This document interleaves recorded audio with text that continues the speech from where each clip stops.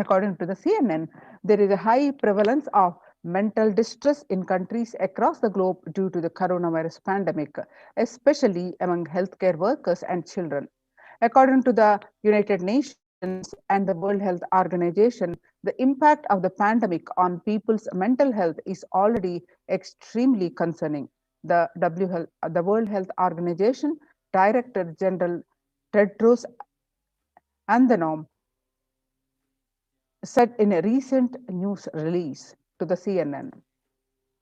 It is now crystal clear that mental health needs must be treated as a core element of response to and recovery from COVID-19 pandemic, Tedros added. Now, the solution strong, taking bay leaf, neem juice, tulasi, haritaki, triphala churna, Ayurvedic lifestyle of less food and more energy, more activism. I only told it is for an important reason. Please wake up. Quarantine yourself, build your body. Do not bother about your business or other profit and anything else. This year, if you are alive, that is the greatest profit.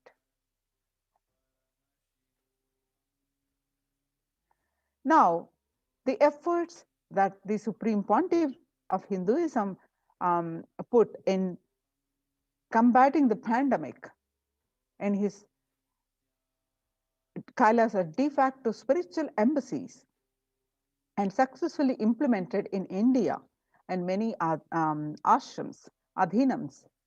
Now, the report on these methodologies, suggestions, United Nations recognizes this on the reports on Kailasa's COVID-19 and multilateralism.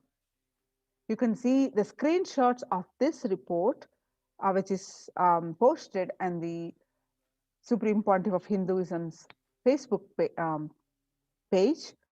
You can see the screenshots of this, and you can also see some more screenshots of this Facebook page, which are published the United Nations report. A detailed report has been, you can yourself click on the report published on their website, https://www.ohchr.org, Adishaivet Minority Tradition, ASMT.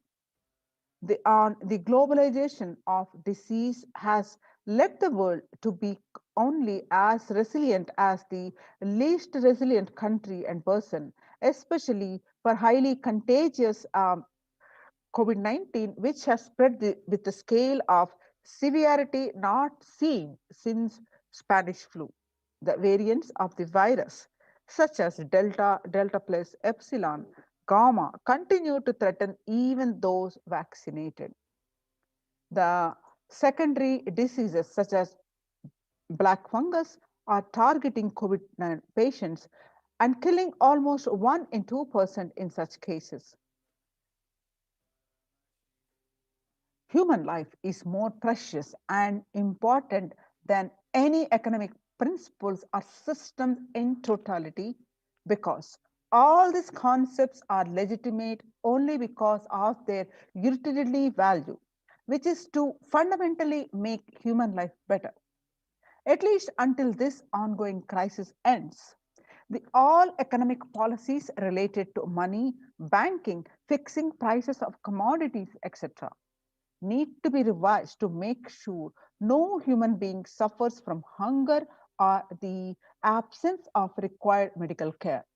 For this purpose, Kailasa has presented a detailed report on effective solution for COVID-19 through multilateralism that was published by the United Nations in their website, www.ohchr.org.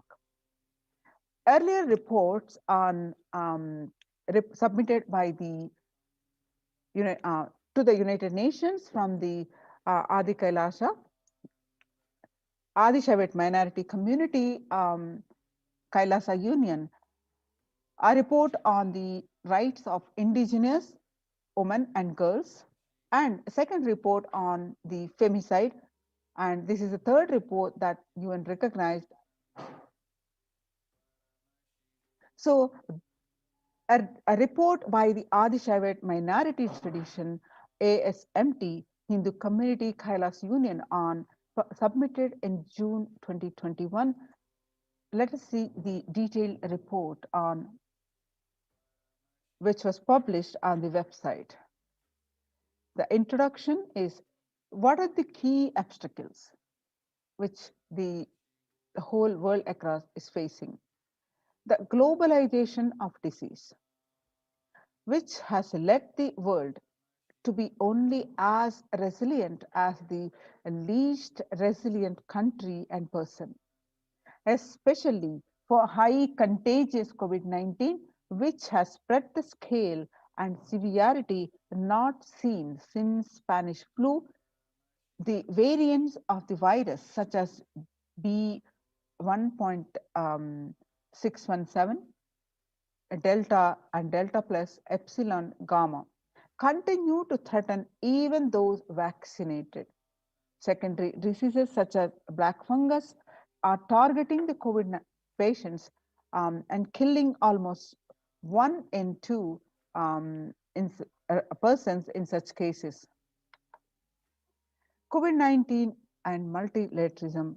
Second, distorted policies, decisions, and conflicting principles can lead to polarizations amongst the nations and within, leading to various extremes such as the hoarding of vaccines in some places, the wastage of vaccines in others, and an unaddressed shortage of vaccines globally.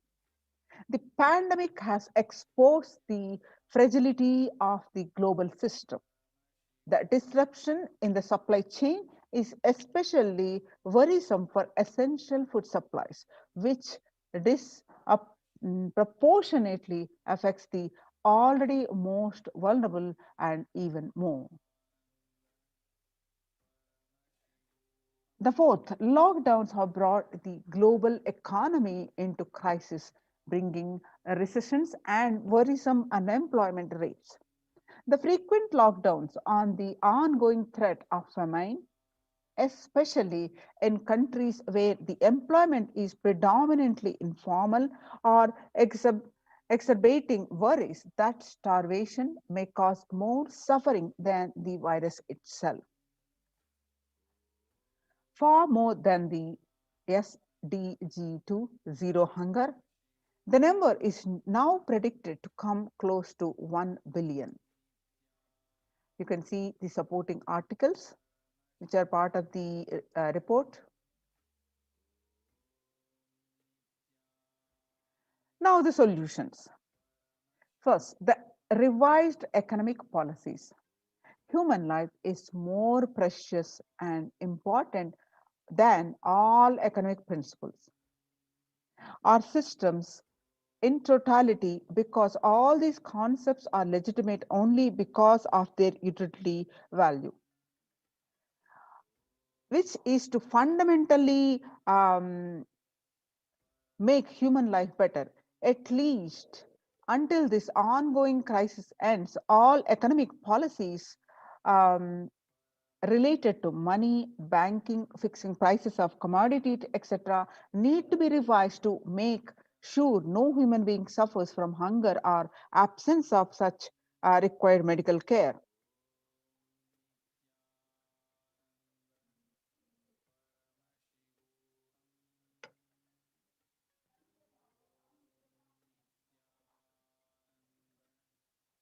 As per Hindu principles, the world, including the economy, evolves through 5 phases: creation or growth, sustenance or stagnation, recession or revitalization, reinvention, breakthrough. A fifth is breakthrough. As per Hinduism, conventional economic growth is observed when best practices are applied diligently. However, during the times of crisis, that led us to the fourth and fifth phases, wherein the need to reinvent and deliver a breakthrough, both a survival need and an opportunity to surpass any means and measures of conventional economic growth.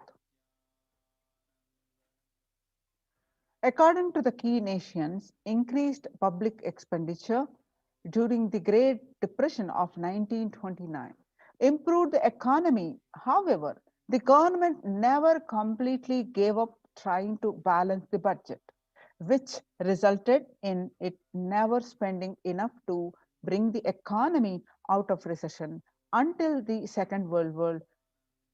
Similarly, the current crisis requires governments to temporarily discard trying to balance economic interests that compromise quarantine safety and put human life at risk, and rather reinvent their economic strategies and multilateral coordination for benefiting during the subsequent breakthrough period after the end of the crisis. The Hindu multilateralism, there is an immense inequality in the capacities of governments, the organizations, and people on two grounds. First, health response. Second, economic recovery. Surviving the highly contagious COVID-19, where the world is only as resilient as the least resilient country and person, requires governments and organizations and people to collectively address the crisis. From 3200 BCE, 56 nations in Asia had multilateral treaties based on the Hindu principles Vasudhaiva Kutumbakam. That is, the entire world is my family. And these are the scriptural references. They are from Maha Upanishad, chapter 6, verses 71 to 73. You can see the supporting documentation, articles published as part of the report. Next, they provide sustainable community livings with multi-layered quarantine. Home or self-quarantine is not a viable solution for a vast majority of people for either health, safety, or economic reasons. In Assam, home quarantine has been reported to be a primary reason for a large number of deaths. In some places, governments have moved people out of home quarantine to COVID care centers. Other issues linked with quarantine, especially in small houses, are mental health problems, such as an increase in suicidal ideation, especially amongst the younger population. This requires friendly quarantine setups which are self-sustained and sufficient in terms of food stock and supplies, recreation, employment, education, etc. In India, state governments have attempted to provide free and paid solutions which face various challenges related to hygiene, exorbitant pricing. Some facilities have seen challenges related to requests for private accommodation. The experimental townships such as Araville have demonstrated a fair amount of success in creating a friendly, safe, and compliant quarantine facility. However, solutions such as Araville are not open to public. For 2 decades, the leader of the ASMT Hindu community, the Supreme Pontiff of Hinduism, Jagadguru Mahasannidhanam, His Divine Holiness Bhagavan Nityananda Paramashivam, had been creating townships like Araville across more than 100 cities in several countries.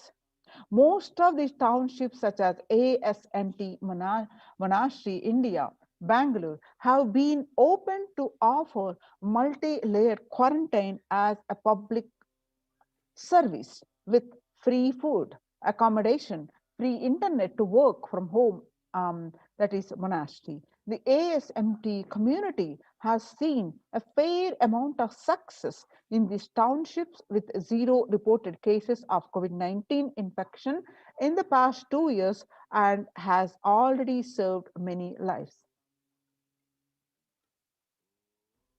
The Supreme Pontiff of Hinduism, Nityananda Paramashivam, has urged the citizens worldwide, especially from regions severely affected by the pandemic, to protect themselves as the topmost priority and avail these free quarantine facilities that the community has started, especially as the home quarantine has failed for many and is known to be a primary reason for a large number of deaths in many scenarios. The Supreme Pontiff of Hinduism, Nityananda Paramashivam, has emphasized the need and urged the government worldwide to provide food, safety, medical care, shelter, and all survival needs to all human beings under their care with absolute multi-layer quarantine until coronavirus is eliminated from the planet Earth, including all different strains of their virus. The translation of these are the scriptural reference from the Maha Upanishad, chapter 71 to 73, which says the scriptural reference as the Vasudhaiva Kutumbakam, that is the whole world is our family, one family. The more reference articles published as part of the report is projected here. Next is educate citizens on individual pandemic management. Unlike previous pandemics, the current era provides active, real-time, and visual information about fatalities. Underreporting of this data may give false hope, make people reckless. Exaggerations in reporting can also make people reckless as they may feel eventual death due to a coronavirus is inevitable. The proper education is extremely crucial as it will dramatically reduce the number of deaths and reduce the challenge on the healthcare systems. Alcohol-related deaths have hit a record high during this pandemic, and long post-lockdown liquor lines are extremely worrisome issues regarding which people need to be educated. As a top priority, people need to be given confidence in their life and security about the future for them and stop behaving recklessly or fall into depression and commit suicide. Leveraging best of different economic systems based on charity, barter, and money. Ancient Hindu economic treatises by Paramashiva, the primordial Hindu divinity, describe three kinds of economic systems and their principles. The first one is for things that do not perish by sharing, such as education and knowledge. Paramashiva recommends that no fee be charged. Second, for survival needs such as food and healthcare, the barter and charity are recommended. Third, for other infrastructure development works, services, and commodities, gold and conventional currency-based transactions are allowed. These systems are still in practice in modern day, but grossly overlooked and not sufficiently studied with their close relation to mainstream economics. The WHO, the World Health Organization, and GISAID provided early success in data regarding the virus. This is an example of an open knowledge-based economic policy where critical data about the virus was not monetized. Similarly, South Korea helped the United Nations of America access mass and testing kits. And there was a hope that this will lead to a reciprocal arrangement in terms of vaccines. which is like a barter-based model allowed in food and healthcare. Next is Hindu policies for food security. A highly effective concept of ensuring food security in ancient Hindu nations was that of food grain banks. These were prevalent under the 18th century. The elderly in villages would start food grain banks with seed capitals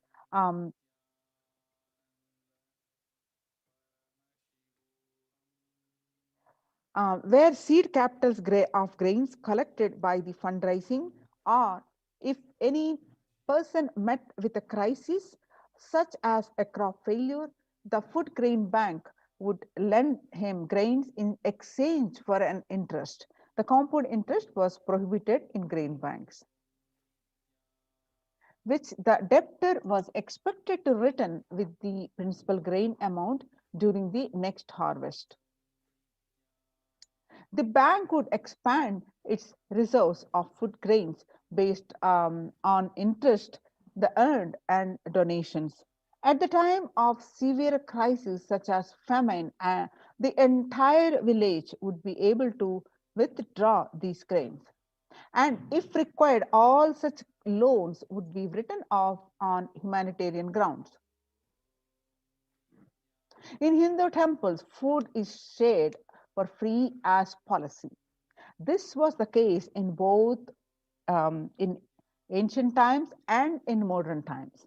For 27 years, every month, the Assamite community has served more than 3 million free organic meals in religious gatherings to everyone without discrimination, and has served over 1 billion free meals in total. Such private and public efforts are crucial to ease the threats of starvation, which is estimated to hit 1 billion people worldwide. Next is the monitor global health. The crisis requires governments to take aggressive, proactive measures to monitoring health. Smartphone applications have been used by governments that are based on health code color systems that categorize individuals into 3 color groups based on their health status and travel history, and then determine whether they need to be quarantined. You can see the supporting documentation.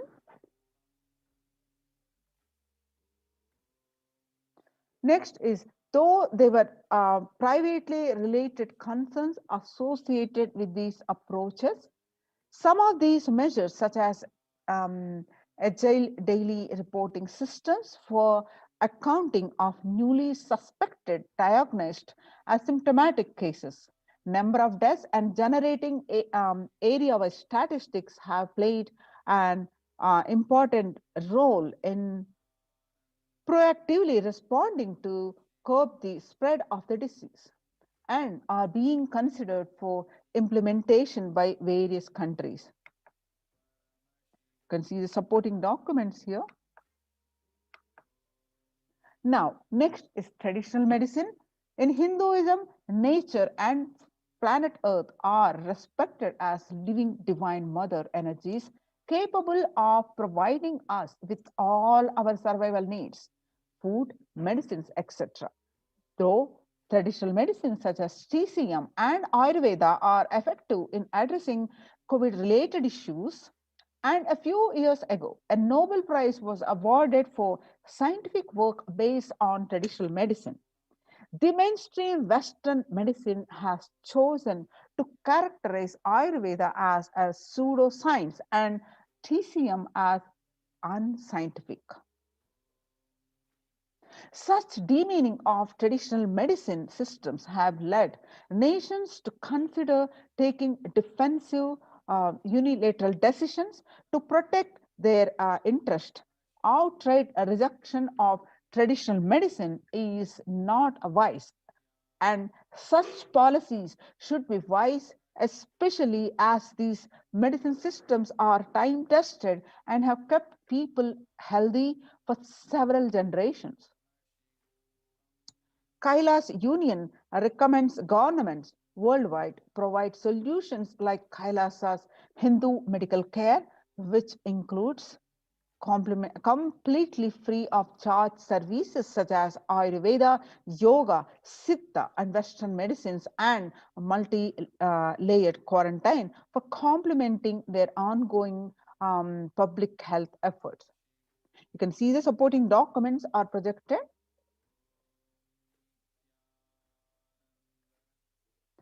Multilateral strategies and coordination for the pursuance of SDG 11, sustainable cities and communities with additional emphasis on multi-layer quarantine protection without disrupting life and economy, such that, that efforts are locked down or unnoticeable.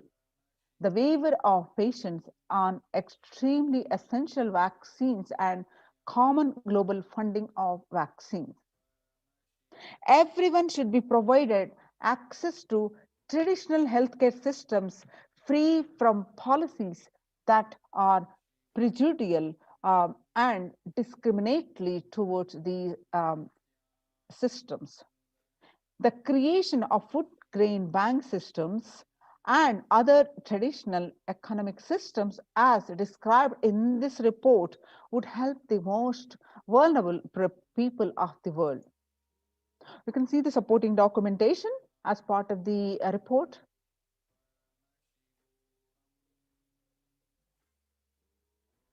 The sovereign order of Kailasa worldwide, inspired and guided by the vision of the Supreme Pontiff of Hinduism to save lives. A one-of-a-kind humanitarian charitable service massively mobilized to provide protection and preventive COVID care in this testing time of global meltdown. Though this initiative, Kailasa has been consistently supporting people through free food banks, those are annadans, free medical care, and many more services. The impact of mental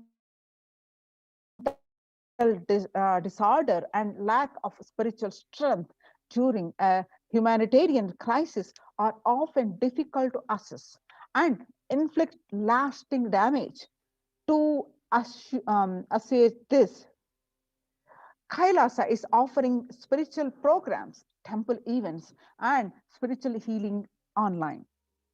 Now, this efforts by the Supreme Pontiff of Hinduism has United Nations recognizes and the Kailasa's report submitted last month has been recognized, highly appreciated a few days ago, the report on COVID-19 and multilateralism.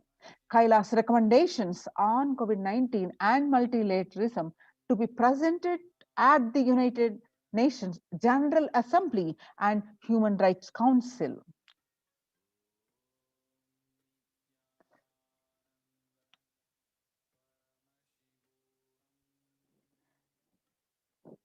Kailas's report on recommendations on an international treaty on COVID got accepted and published by the United Nations, surviving a highly contagious COVID-19 where the world is only as resilient as the least resilient country and person requires true multilateralism, governments, organizations, and people to collectively address the crisis.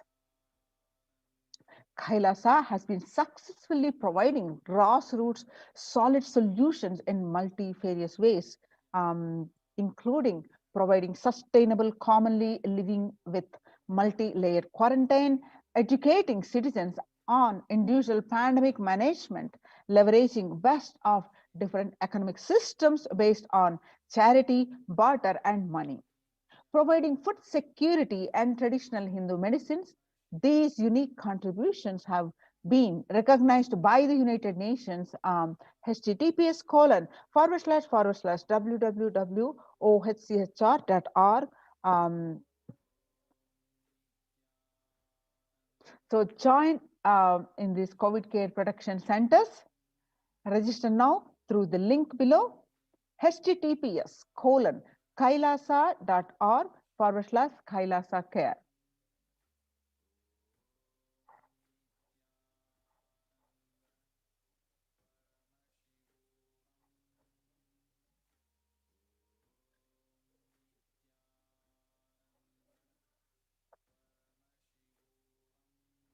Now, we will see the revival of temple sciences and ecosystems, how successfully implemented now. All these are the Kailasa's de facto spiritual embassies, which are highly successful in combating the COVID-19 protection centers. With the grace of Supreme Pontiff of Hinduism, let's continue this. Across the world, the temples are all religious places like mosques, temples, gurudwaras, everything is shut down, closed for devotees in view of the rising in COVID-19 cases. In Maharashtra, the Sai Baba temple administration took a decision after the Maharashtra government recently announced a weekend lockdown and night curfew in the state to control the spread of the coronavirus. On the other hand, Puri Jagannath temple to remain closed for public, keeping in view of the surge of COVID-19 cases in Odisha and also in Puri. The authorities of the temple of Lord Jagannath in Pilgrim town recently. The famous temple is closed for the devotees since May 5th, as a statewide lockdown was imposed by the Odisha government. All religious places closed for public in Bhubaneswar as the city records the highest daily COVID surge, with the Odisha capital Bhubaneswar registering the highest ever single-day spike of 581 new COVID-19 cases. The local municipal authorities recently declared a closure of all religious places like temples, mosques, gurudwaras, and churches for devotees till further orders. In Uttar Pradesh, the major Mathura temples ban entry of devotees amidst the COVID-19 surge. Two major temples of Sapta Devalaya, the cluster of 7 temples in Vrindavan, banned the entry of devotees in view of rising COVID-19 cases. On the other hand, Gujarat Somnath temple closed for darshan amidst the COVID-19 surge. In view of a surge in COVID-19 infection, the Somnath Temple Trust has announced that the temple will remain shut for devotees from April 11th till for an indefinite period.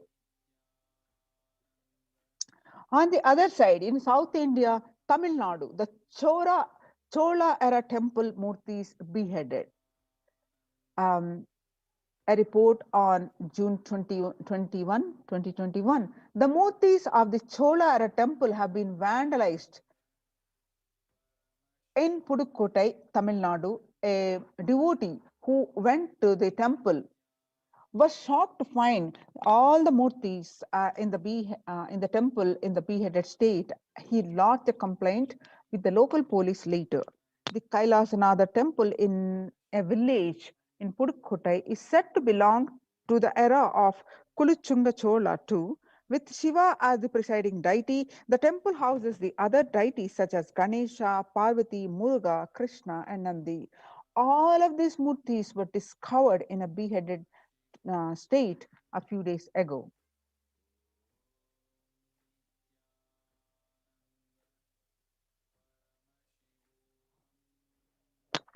Now, in the times when COVID-19 is rampant and the ancient temples are in lockdown because of the risk of widespread corona disease, the devotees of these temples were visiting and having darshan of their gods and goddesses for thousands of years. At all these ancient sacred sentiments have come to a harming halt after the lockdowns have taken place. The religious fervor of the devotees is being lost due to the pandemic. The Supreme Pontiff of Hinduism is reviving the e-Kailasa ecosystem and bringing all the ancient traditions of the online platforms on Kailasa TV, YouTube, and Facebook.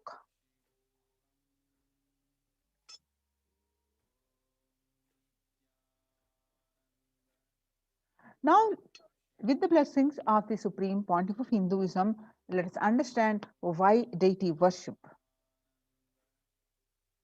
Please understand, deities are not mere idols. They are embodiment of ideals. We do not worship the idols. We worship the ideals presented through the idols. When the divine is present before him in a form that he can see, touch, and relate to, the transmutation becomes an easy and joyful process. Second, deities in a real kshetra are always carved in the form of ancient masters and enlightened beings. Even though no longer in the body, they can be invoked through the name or form they used while in the physical form. When we pray to the deity or chant its name, the corresponding divine vibration is automatically awakened and becomes available to the energy plane to guide and bless us. We mastered the science of bringing the divine to the deities and expressing the divine through the deities. The whole science has been mastered in the Vedic tradition. The revival of temples will be the revival of world peace and world bliss. The revival of temple culture, the deity worship, where people are made to look in. That is where the revival of Sanatana Dharma, the Advaita Satya, is going to happen, says the Supreme Pontiff of Hinduism. The divine has the infinite auspicious qualities, which is called Ananta Kalyana Guna in Sanskrit. For example, Shiva manifested, saved Markandeya from death, and it became an independent deity, Kala Kala. It so happened that Markandeya was supposed to die by age of 16. Knowing this, the parents were completely devastated and always in sorrow. So Markandeya, knowing this, did an intense penance to save his life from the early death. So on the day of his death, the Lord Yama, the Lord of Death, has arrived to take the life of the Markandeya. So when the Lord of Death was about to take his life away, the boy Markandeya hugged the Paramashiva Linga and intensely prayed to Paramashiva. That's when Paramashiva appeared as Kala Kala and saved the life of Markandeya. Not only that, given him the boon of Amaratva, that is the life of eternity, and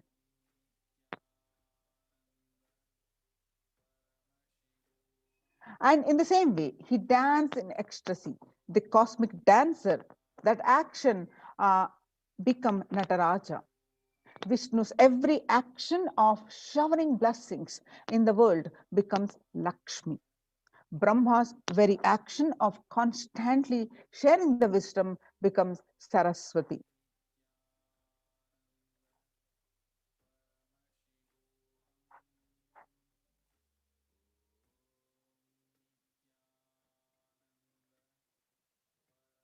So each of the actions of the ultimate becomes independent intelligence, and deities, whatever you want immediately happens. Whatever result you want, worship with rites those divine energies who are the personification of the specific actions. Immediate results are achieved by connecting with these deities. In this world, this can be a powerful method through which you can achieve whatever you want in your life. Join now in Kailasa's COVID care protection centers. Register now through the link below, https://kailasa.org/Kailasa care.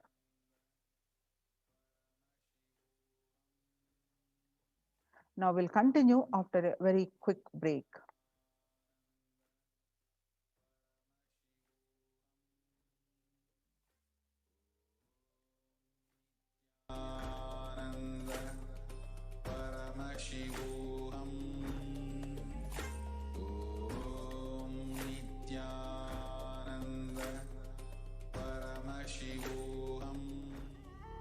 What I mean by the word e-Kailasa, listen intensely.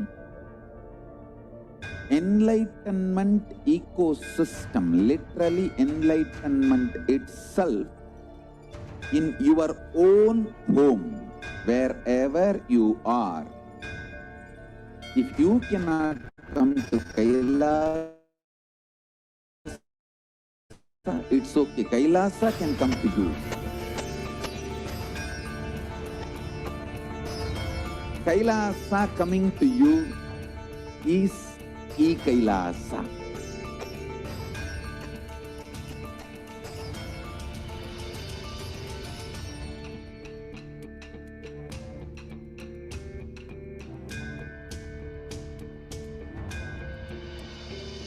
I will revive Hinduism.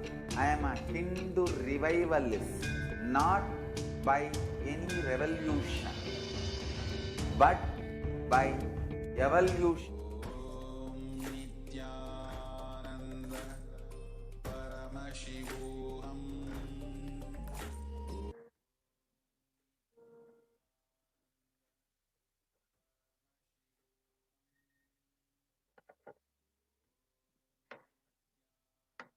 Yes.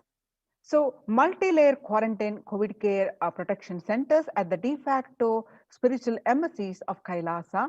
Let us understand how the free food is served. This is, in Sanskrit we call Annadan.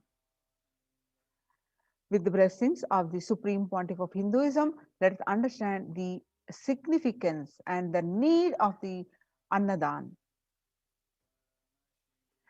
According to the statistics, due to the pandemic, has led to increase in global food insecurity affecting vulnerable households in almost every country. It has exacerbated existing inequalities, pushing millions of people into the vicious cycles of economic stagnation and loss of livelihood and worsening food insecurity. COVID-19 is creating a hunger catastrophe in India. The World Bank estimates that 71 million people will be pushed into extreme poverty across the globe as a result of the pandemic. The World Food Programme estimates that an additional 130 million people could fall into a category of food insecure, over and above 820 million who were classified as such by the 2019 State of Food Insecurity in the World Report. Hunger in plain sight.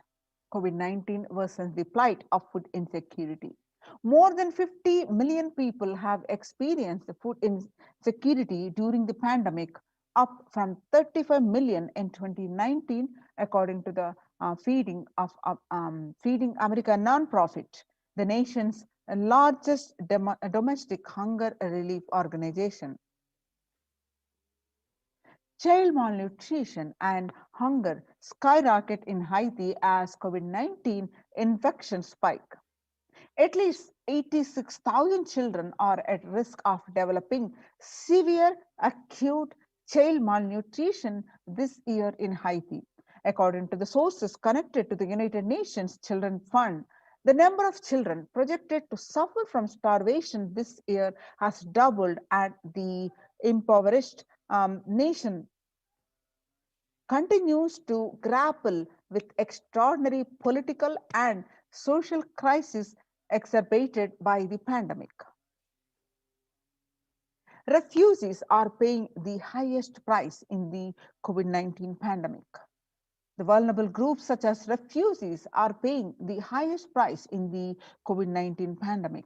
We are seeing alarming trends that show many refugees around the world are unable to pay for food or rent and are struggling to access healthcare and education.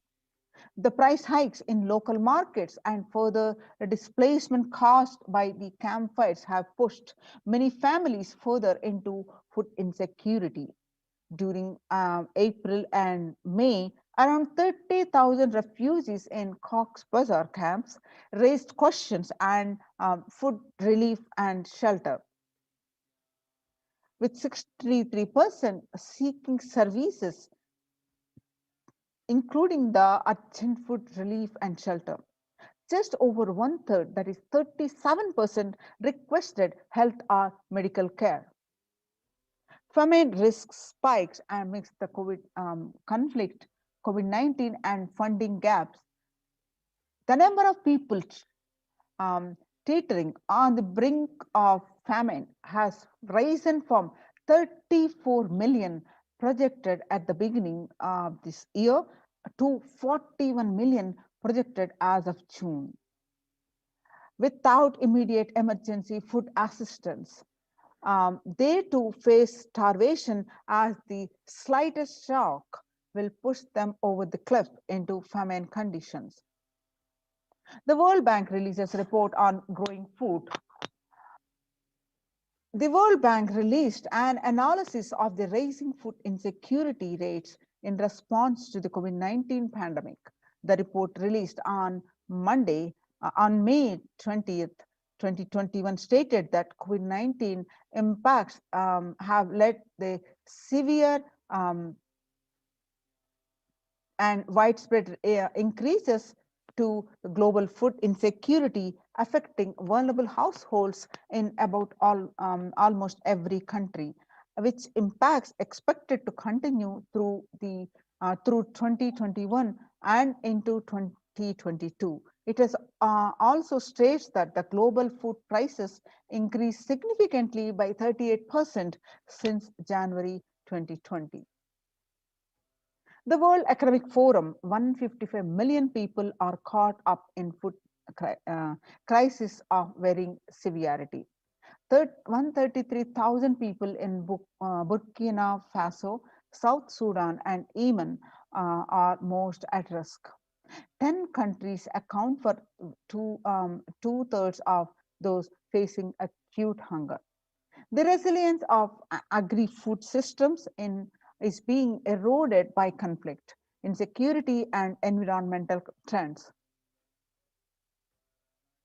Join now in Kailasa's COVID Care Protection Centers. Register now through the link below, https://kailasa.org/Kailasa Care. Now let us understand the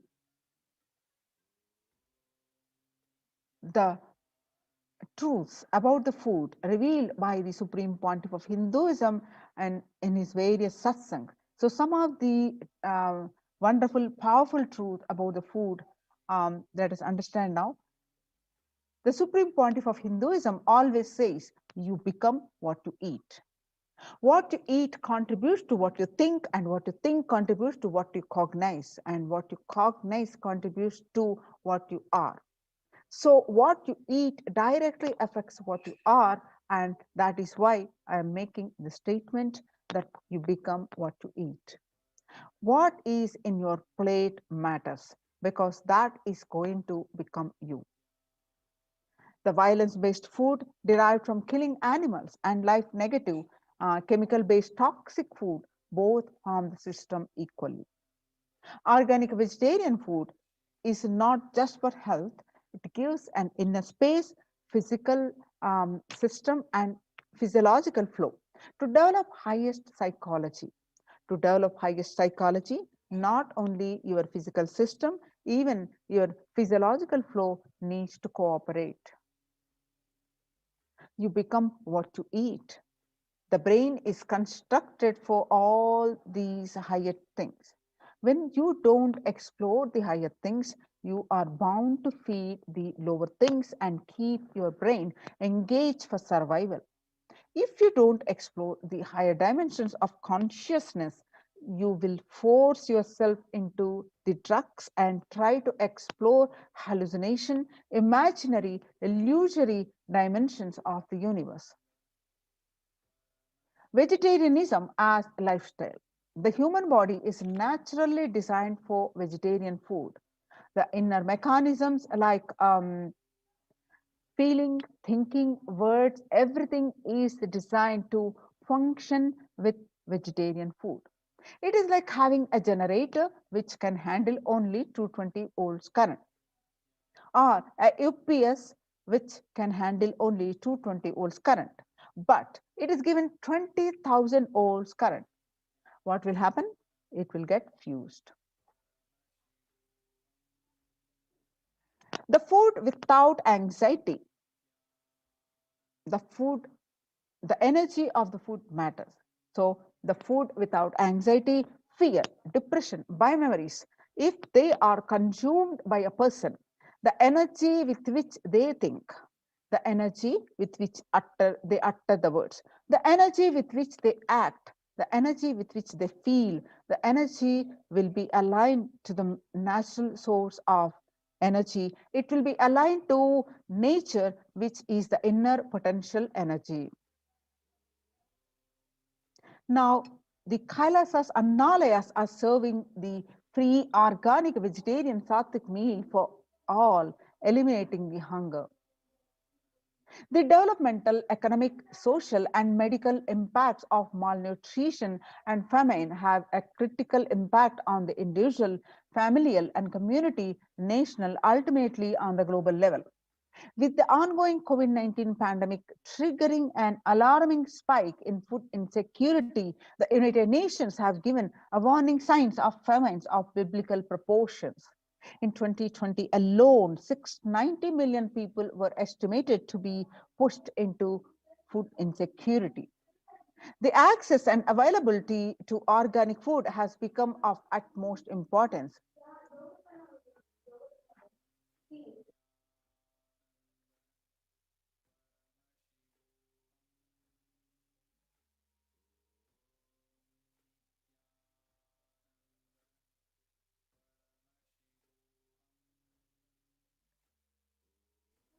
Though Kailasa Department of Agriculture, the Supreme Pontiff of Hinduism, Jagadguru Mahasannidhanam, His Divine Holiness Bhagavan Nityananda Paramashivam, has committed to the distribution of free organic food to everyone, not just since the beginning of his public life, but from his very upbringing itself.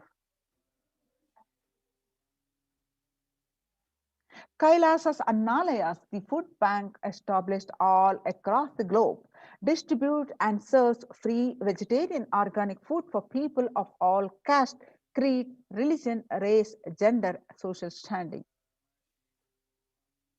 Under the Red Om, providing relief work for natural and man-made calamities, working to eliminate world hunger.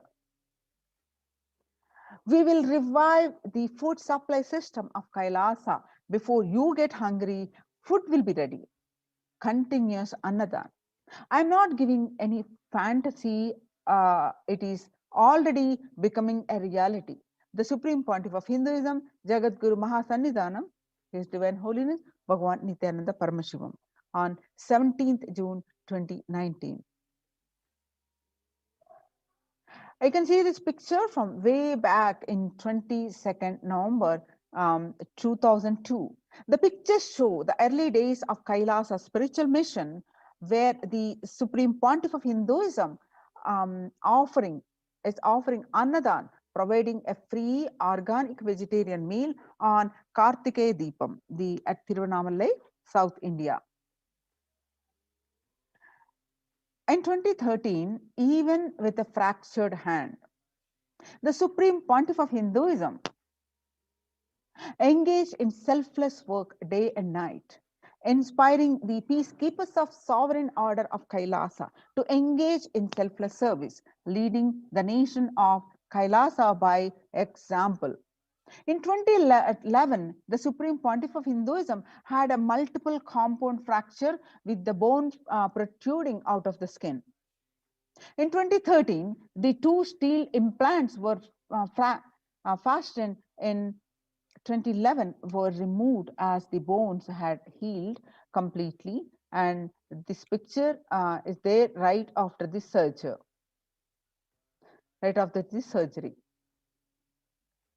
This picture that you're seeing is from Pondicherry, Thane flood relief, which is taken on 3rd January 2012.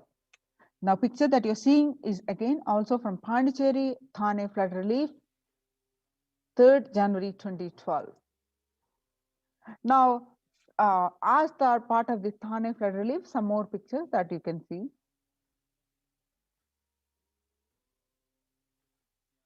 9th September 2011, the Nityananda Annalaya inauguration at Tirunamalai, India, where you see the Supreme Pontiff of Hinduism himself serving the free food to the lakhs of people who were present.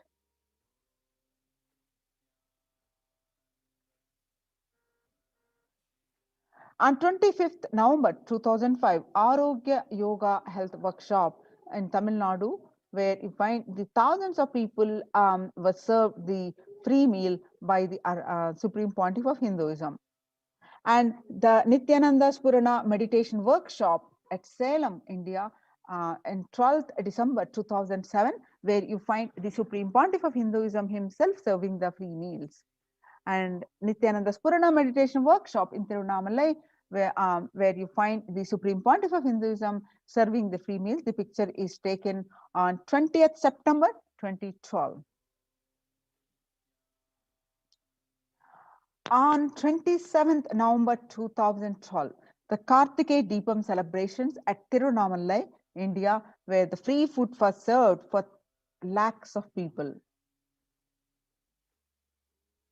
On 10th May 2017, Inner Awakening Meditation Workshop, Tirunamalai, India, where you see the free meal was served to one and all.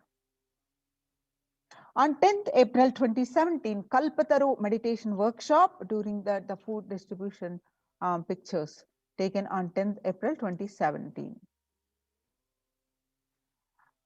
Pandara feast served for respected spiritual leaders and Hindu monks at the Kumbh Mela on 5th May 2016. On 28th April 2016, the Kalpataru Meditation Workshop, where the free meals are served to one and all. The Arunachala Sarvagya Peetham, the pictures that you're seeing are from that Arunachala Sarvagya Peetham, Tirunamalai. The pictures are taken on 11th March 2017. The pictures that you are seeing are from Tiruchengodu Sarvagya Peetham, India,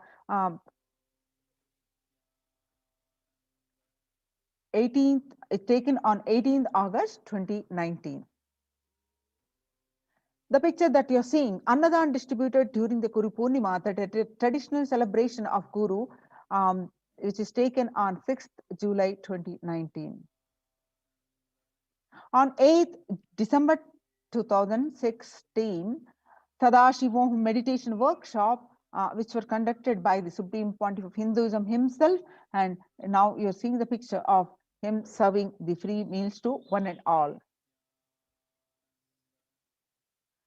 Annadan service continues in the midst of the COVID-19 crisis, Madurai, India, which is taken on 30th May 2020. Now, let us see a video of the proof of the necessity for Annadan, the Bengal famine of 1943. What I found in researching the Bengal famine was that Churchill did several things that greatly aggravated the death toll.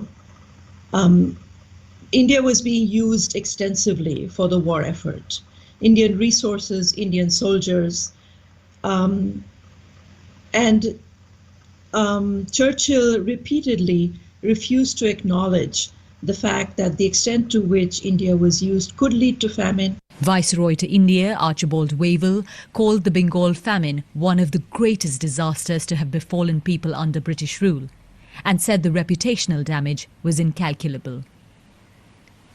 During one government discussion about famine relief, Secretary of State for India Leopold Amery recorded Mr. Churchill saying that any aid sent would be insufficient because Indians bred like rabbits.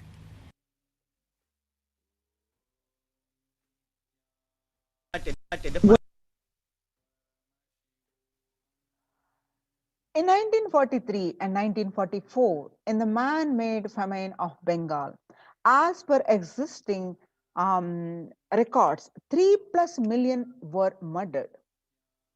The Prime Minister of the world's biggest empire, controlling 1/3 of the mankind, claimed they could not do anything about it because the people dying of hunger, because Hindus bred like rabbits and the famine was their fault. On the other hand, in 2016 Ujjain Kumbh Mela, the peacekeepers of Kailasa served organic food to over 3+ million peacekeepers of Kailasa under the leadership of the Supreme Pontiff of Hinduism has served more than 1 billion free meals in past 26 years and are determined to end the hunger of poverty in all its forms. Kailasa, with 200 peacekeepers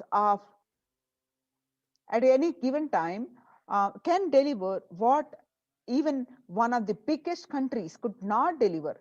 Kailasa is not driven by the fear or greed. It is an enlightenment-based nation driven by the selfless service.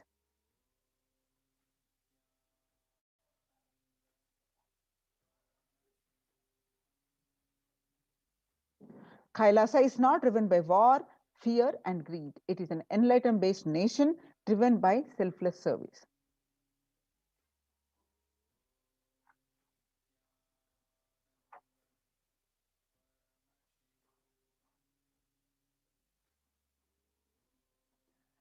In Vedagamas, the source of Hindu scriptures declares Annam Bahukurvita, which means let us produce food in large quantities.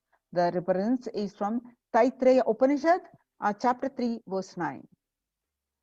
Through the widespread distribution and promotion of free, healthy, organic food, the Kailasa's global peacekeepers, led by the Supreme Pontiff of Hinduism, serve such that we may achieve food security, improve nutrition, and promote sustainable agriculture globally. Annadan is the vision to end poverty and hunger in all its forms. So join now in COVID care production centers. Register now through the link below, https://kailasa.org/Kailasa care.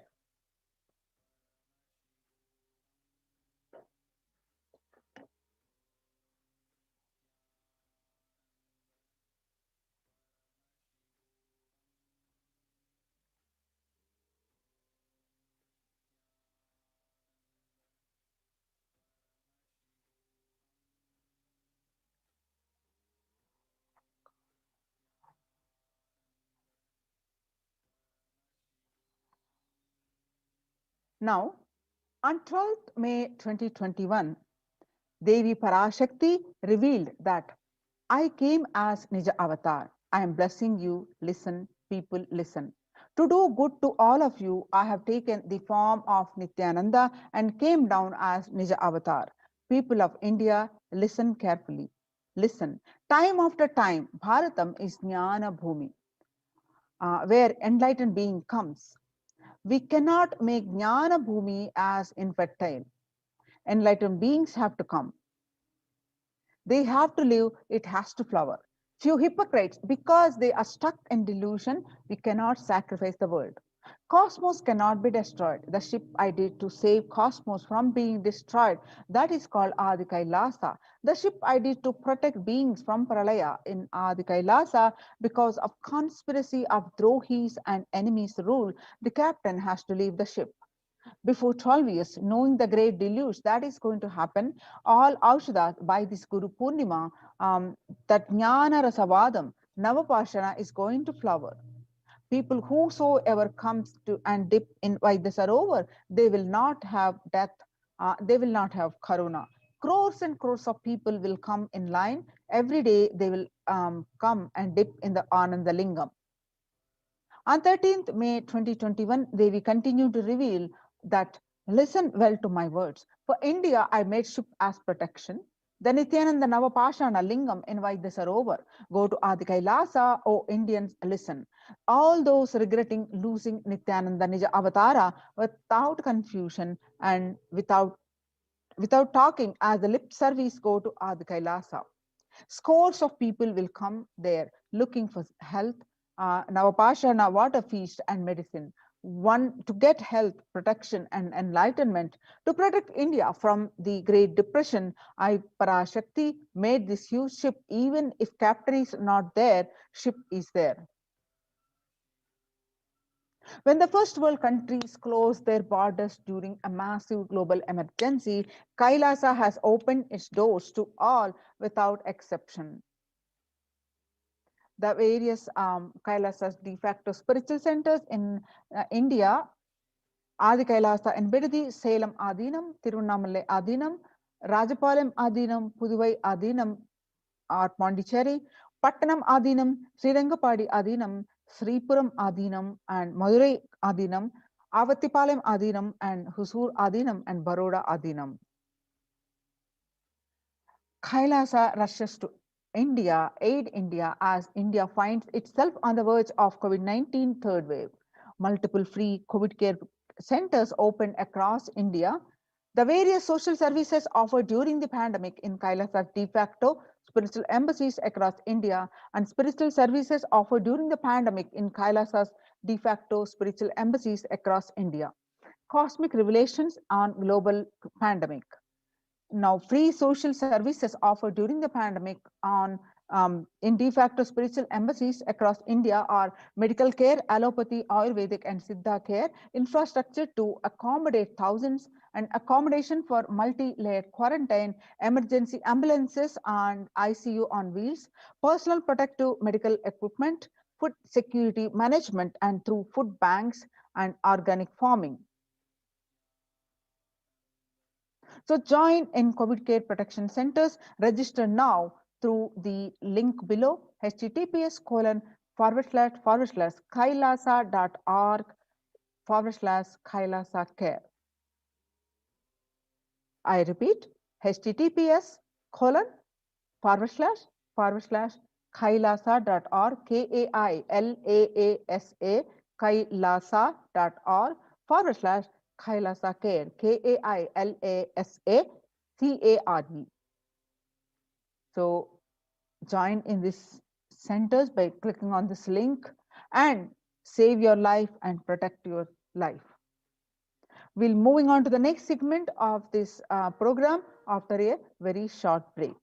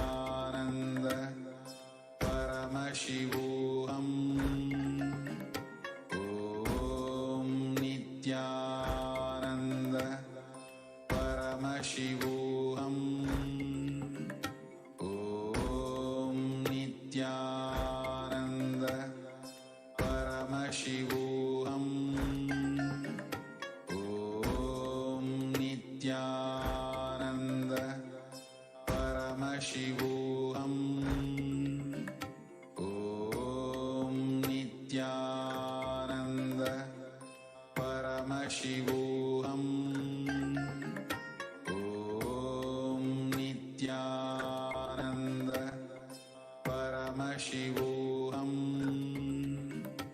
ॐ नित्यानन्द परमशिवोऽहम् ॐ नित्यानन्द परमशिवोऽहम्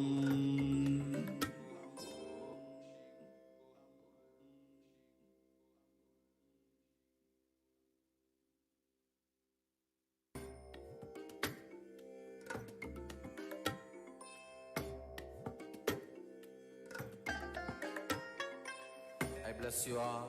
Let you all open all your three eyes and manifest the powers of Mahasadashiva. ॐ नित्यानन्द परमशिवोऽहम् ॐ नित्यानन्द परमशिवोऽहम् ॐ नित्यानन्द परमशिवोऽहम् ॐ नित्यानन्द परमशिवोऽहम् ॐ नित्यानन्द परमशिवोऽहम् ॐ नित्यानन्द परमशिवोऽहम् ॐ नित्यानन्द परमशिवोऽहम् ॐ नित्यानन्द परमशिवोऽहम्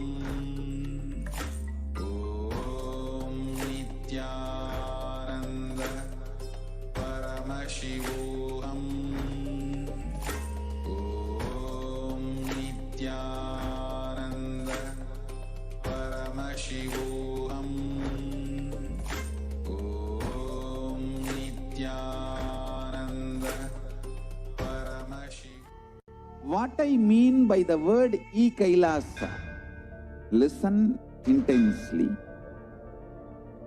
Enlightenment ecosystem, literally enlightenment itself, in your own home, wherever you are. If you cannot come to Kailasa, it's okay. Kailasa can come to you. Kailasa coming to you is e-Kailasa.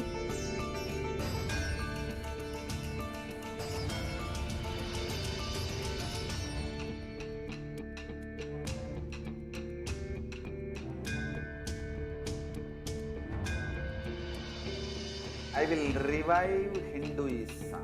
I am a Hindu revivalist, not by any revolution, but by evolution.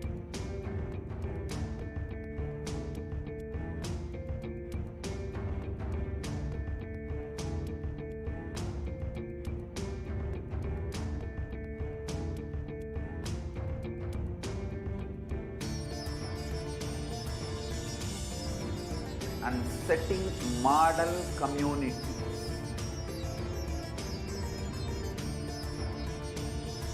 Kailasas, enlightenment ecosystems, Sarvanya Peethas all over the world.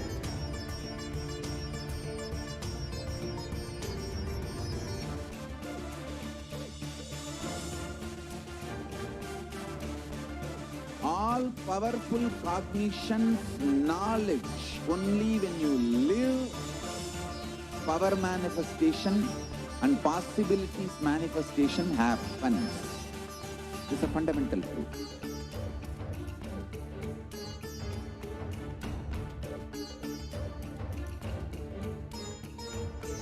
Hinduism cannot live exclusively as one sampradaya. No. All sampradayas of Hinduism is an ecosystem.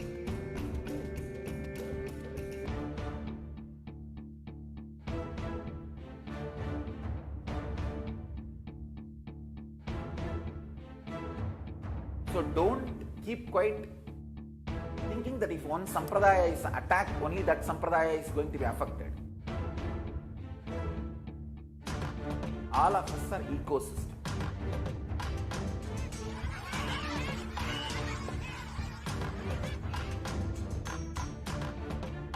I invite all of you to get involved and enjoy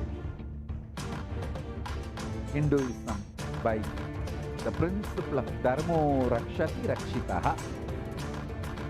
When you protect Dharma, Dharma protects you. We will make the whole planet flourish spiritually. The spiritual prosperity will happen to the whole planet. We all have to coexist together.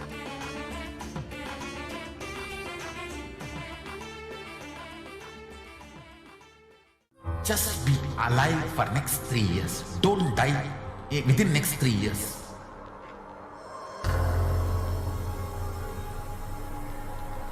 Just don't die within next 3 years.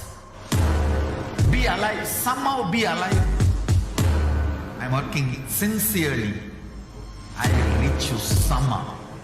Somehow I will reach you. It's my commitment to humanity.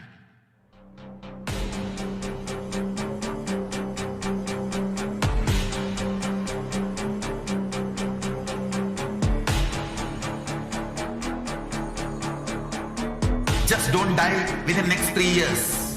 I will reach you wherever you are, whichever corner of the world you may be. I will reach you with enlightenment. You manifesting the space, state, powers, being, Paramashakti. It is possible, and it is possible for you.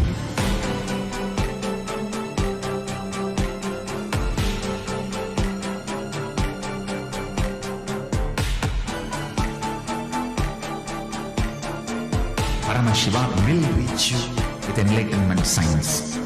I know he is going to do the job. Just be alive for next.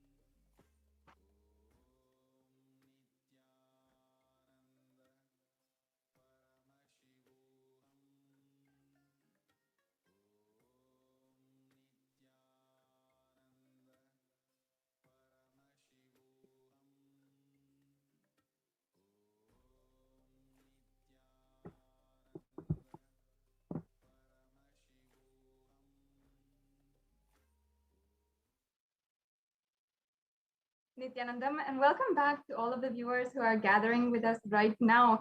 And I'm sure who are eagerly awaiting the live satsang at 7 o'clock Indian Standard Time. We are going to be graced by the presence of the Supreme Pontiff of Hinduism himself, and it is going to be an amazing, profound satsang, the Nityananda satsang, with the breakthrough revelations further on conscious sovereignty. And in the last satsang, the Supreme Pontiff of Hinduism beautifully had given us the revelation to ultimately give time, spend time in building our consciousness, building our conscious sovereignty. And there was a beautiful initiation and powerful Shaktinipada, which the Supreme Pontiff of Hinduism initiated each and every one of us into. And of course, today we are all looking forward for being in that same space with the Supreme Pontiff of Hinduism and literally soaking in that pure space of Paramashivoham. The Supreme Pontiff of Hinduism had literally described to us the way that we can exactly build the conscious sovereignty. And he said beautifully, for each and every one of us, spend time and space to manifest conscious sovereignty. Those were his exact words.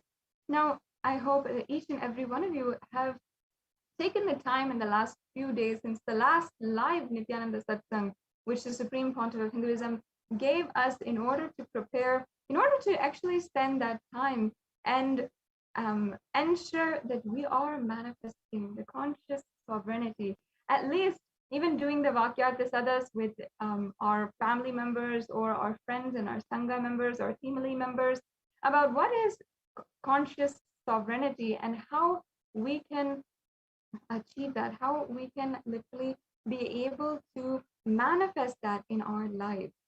And now the Supreme Pontiff of Hinduism guiding us further into manifesting conscious sovereignty.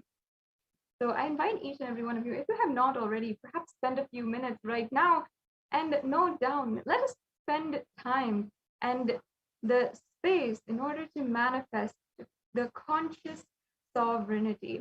And the Supreme Pontiff of Hinduism has given us the science and literally given us the physics of how to manifest the conscious sovereignty, what it is, how exactly we can manifest it in our lives, and opened up to us layer by layer how to manifest this conscious sovereignty. And now we can spend a few minutes during this time as we are preparing for the live satsang, and you can just spend some time and manifest that space of conscious sovereignty. Even doing the intro analysis of what Swamiji has said in the Vakyartha Sadas with our Sangha members about conscious sovereignty, and actively, consciously building that inside of us. What perhaps after we have learned so much and imbibed so much of the powerful cognitions about conscious sovereignty in the from the Supreme Pontiff of Hinduism in the Nityananda Satsangs.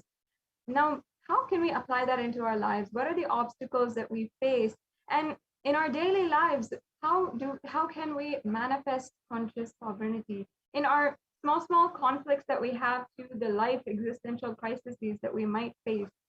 And whatever it is, how can we manifest conscious sovereignty? Let us spend some time before this Nityananda Satsang and really do what the Supreme Pontiff of Hinduism had guided us previously and manifest that space for conscious sovereignty. You can even write down in the comments below as well about what you did as well in the last few days preparing for the next Nityananda Live Satsang. And as the Supreme Pontiff of Hinduism guides us further in these profound revelations. So write down in the comments about what you did to spend time and space to manifest the conscious sovereignty.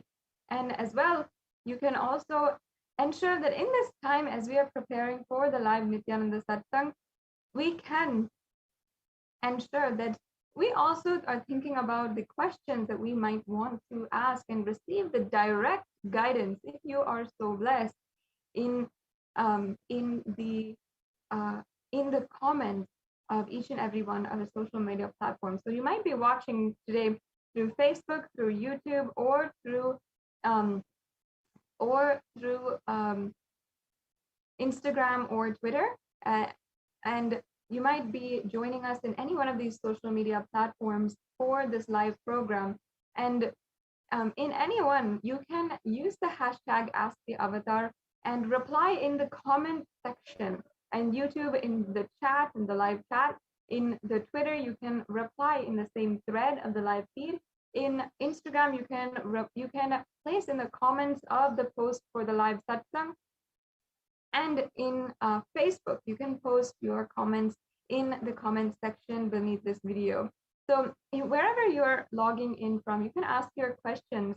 You can share directly with the Supreme Pontiff of Hinduism, and he is actively participating and interacting with each and every one of us and guiding us personally if we want that guidance, if we pray for that guidance from the Jagat Guru himself, the Guru for the whole universe.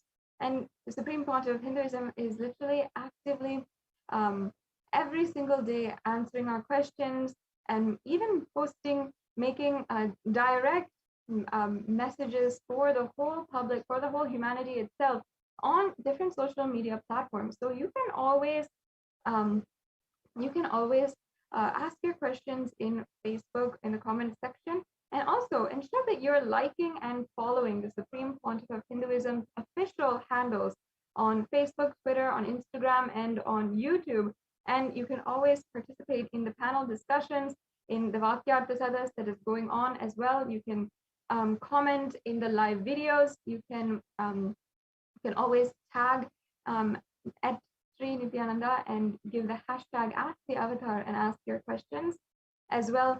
You can even ensure that you're getting the notifications for the live satsang and the live program. So make sure that you are liking, following, subscribing the Supreme Pontiff of Hinduism and Kailasa in all of the main social media platforms, and so that you never miss a notification for the live events. And there's always live announcements and special satsangs that the Supreme Pontiff of Hinduism is gracing us with every so often. Every single day, literally, the Supreme Pontiff of Hinduism is either gracing us with some profound revelations through the Nityananda Satsang, or the Devi Bhava Samadhi Darshan, or the various Bhava Samadhi Darshans of different divine cosmic beings, as well even so many others. The Supreme Pontiff of Hinduism has been gracing us through these extremely powerful programs. So make sure that you are not missing out on any of these notifications and special announcements as well. Now, every single day, the Supreme Pontiff of Hinduism is giving further and further revelations on conscious sovereignty and giving us the exact science, how to manifest conscious sovereignty in our lives. And the truth is that Hindus ourselves, we have not realized how much sovereignty we had the right over in our past when the Hindu civilization thrived on planet Earth, and how much we were able to manifest consciousness with the divine powers of Paramashiva and make whatever we want happen into reality, and how blissful life was in the Hindu civilization as we were once thriving on planet Earth. Hindus have long forgotten this reality and have even taken for granted, even misunderstood what we are living today and practicing today as Hinduism. If you are practicing simply 1% of any religion, would you even consider that as Hinduism in its entirety? Today, Hinduism is lost more than 99%, and just a small fraction of what was once existing is still alive today. If we consider there were 100 million scriptures available for the whole planet with the different sciences of Sanatana Hindu Dharma, and so much more available for each and every one of us, and literally driving the entire civilization. There was a base of the entire civilization. Today, less than 20 million scriptures are available for the whole humanity. And that is a tremendous loss. And the 20 million is not even including the mistranslations that have been happening, and so much of knowledge which is absolutely lost just because of the what is lost in translation and what is lost entirely. We have no idea how much actually we have lost. And there was once 100 million temples, Hindu temples, that existed on planet Earth, and over the span of the 56 Hindu nations. However, today, less than 1% of those 100 million temples even exist and are able to thrive for themselves, and even absolutely none of them have the jurisdiction and the right over even the very basic runnings and functionings in the entire temple. And the Hindu rituals themselves are not going according to the agamas, to the sacred scriptures, which they had derived their context and derived their custom from. The rituals, whether it comes to the rituals, the temples, the nations, even we were at once 56 nations literally on planet Earth. However, today we are absolutely zero. This is what we must realize is the loss of conscious sovereignty, an absolute sabotage against the consciousness of every human being on planet Earth. And Hindus are responsible for that. In fact, Devi PARASHAKTI herself had literally revealed to all of us how Hindus must understand that we are responsible for the survival of Hinduism and for the survival of our tradition, even to the next generation. Hindus are responsible even now for the amount of loss that the whole planet Earth has undergone. And because we are Hindus, we have the right in the world for so much, but we are also that much responsible. The Supreme Pontiff of Hinduism, as its lead and reviver of the Hindu civilizational nation, has been literally reviving this nation of Kailasa to ensure that at least in one place there is the sciences of Sanatana Hindu Dharma kept alive. And yet, Supreme Pontiff of Hinduism has himself undergone more than 70 assassination attempts, and all of those who follow the Supreme Pontiff of Hinduism, who are literally blessed to be able to live and imbibe his teachings, are targeted for attacks and used as pawns in the attacks and strategies of the attacks against the Supreme Pontiff of Hinduism. And primarily, the Supreme Pontiff of Hinduism is one of the world's foremost leaders and advocates for the elimination of violence against women. And from the very beginning of the revival of Kailasa, the Supreme Pontiff of Hinduism has been literally working tremendously for the empowerment of Hindu women and women entirely.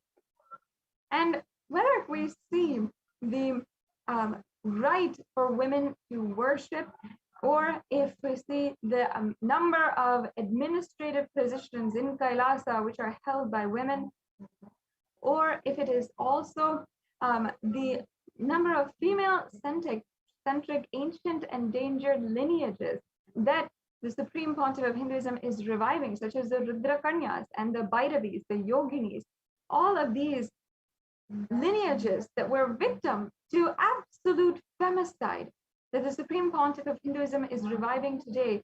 The Supreme Pontiff of Hinduism has done more so than many leaders and has literally been leading in eliminating the violence against a huge, substantial population of women in the world.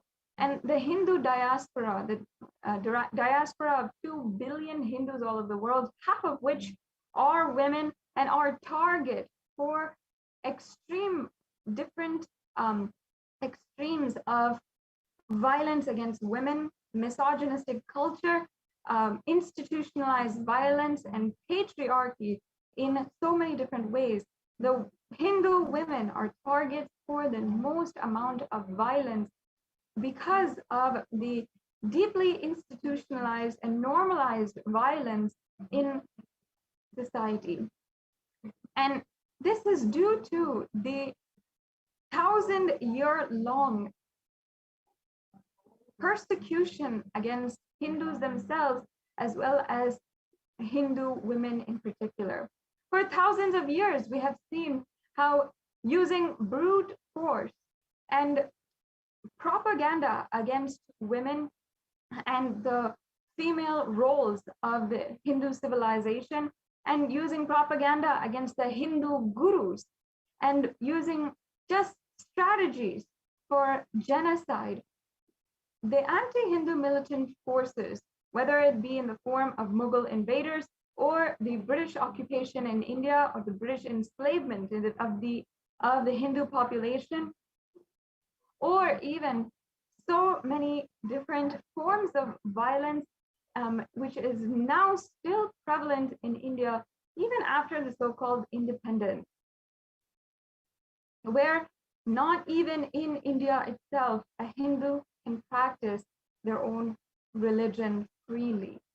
The number of cases which are being filed illegally against Hindu gurus continues to grow, and even today, Hindu gurus are target for illegal arrest and assassination attempts by neo-Hindutva militant forces.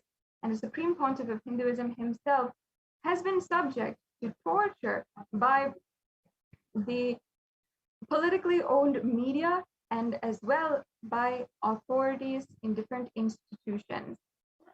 We have seen so many different kinds of violence, especially targeting the women of Kailasa, whether it is beginning in the attacks of 2010 against the properties and the adinams, the peaceful monasteries of Kailasa, or whether it is the targeting children of Kailasa, or whether it is targeting the women, sannyasis of Kailasa, and as well, over the years, targeting the Supreme Pontiff of Hinduism, the neo-Hindutva militant forces have ensured in so many different ways to try their best to make the mission of the Supreme Pontiff of Hinduism, which is ultimately to eliminate violence against women and make it impossible for this mission to be successful. But due to literally the grace of the Supreme Pontiff of Hinduism, who is the incarnation of Paramashiva himself, and his sincere, tremendous amount of hard work, today, the Supreme Pontiff of Hinduism and his continuous advocacy for the elimination of violence against women, standing for women, taking a strong stance, no matter what kinds of attacks that he has to go through himself personally. Today, at least we have a voice in the United Nations, where the reports that the Kailasa has submitted on the acts of femicide against Hindu women has been accepted and published in the United Nations website, and specifically the UN Special Reporter for Femicide page in the website for the Human Rights Commission. And in this way, the Supreme Pontiff of Hinduism has manifested in our reality, literally, a way to express conscious sovereignty. For each and every one of us, women of Kailasa, the Supreme Pontiff of Hinduism has made it possible that we can take a strong stance to live a lifestyle free of violence, free of the fear of any kind of conflict in our lives, and has been able to create an ecosystem where literally we can stand for our right to practice, to worship, and to achieve our ultimate possibility. That is what the Supreme Pontiff of Hinduism has been working toward. And through this active advocacy in the United Nations itself, and the United Nations recognizing the persecution against the Supreme Pontiff of Hinduism and the report submitted on the femicide against women of Kailasa, as well as the Hindu women, we have finally been able to manifest this form of conscious sovereignty. And that is entirely due to what the Supreme Pontiff of Hinduism has literally made happen for us without even 1 ounce of effort or 1 ounce of what you can call from our side simply taking care entirely. And the Supreme Pontiff of Hinduism has strongly taken a stance for each and every woman, a Hindu woman, to be able to have the right of worship, to be able to have the right of taking up the lifestyle of sannyas, one of the most powerful lifestyles and sacred sentiments that even exists on planet Earth, for a woman to live powerfully by her own consciousness and by the will of her own consciousness, and to empower herself, manifest literally a higher ambition. And despite having gone through so much of attack year after year, the Supreme Pontiff of Hinduism has never given up and has continuously strove for making this ecosystem possible. And women of Kailasa especially have undergone so much of different kinds of violence, being targeted simply because we chose to live this lifestyle, imbibing the teachings of the Supreme Pontiff of Hinduism and declaring strongly our right to live a empowered lifestyle. And in different ways, we have been seeing the amount of persecution that is ongoing, whether it is by the politically owned media or it is by brute force and violence and mob violence against the Hindu women and the Supreme Pontiff of Hinduism himself. And in the report submitted by Kailasa to the United Nations, we have given a breakdown of the different ways that the women of Kailasa have been subject to the worst kinds of violence. And this includes the sensational screening and manufacture of misinformation and hate speech, marginalizing the minority communities of the Adi Shaivite minority tradition, and especially targeting women specifically with the use of deep fake technology and morphing technology as well. And this started in 2010, or at least I can say it surfaced in 2010 with the release of a fabricated video which was dehumanizing an ASMT actress named Ranjita and trying to delegitimize the Supreme Pontiff of Hinduism himself. This video was sensationally broadcasted in order to do this exact purpose.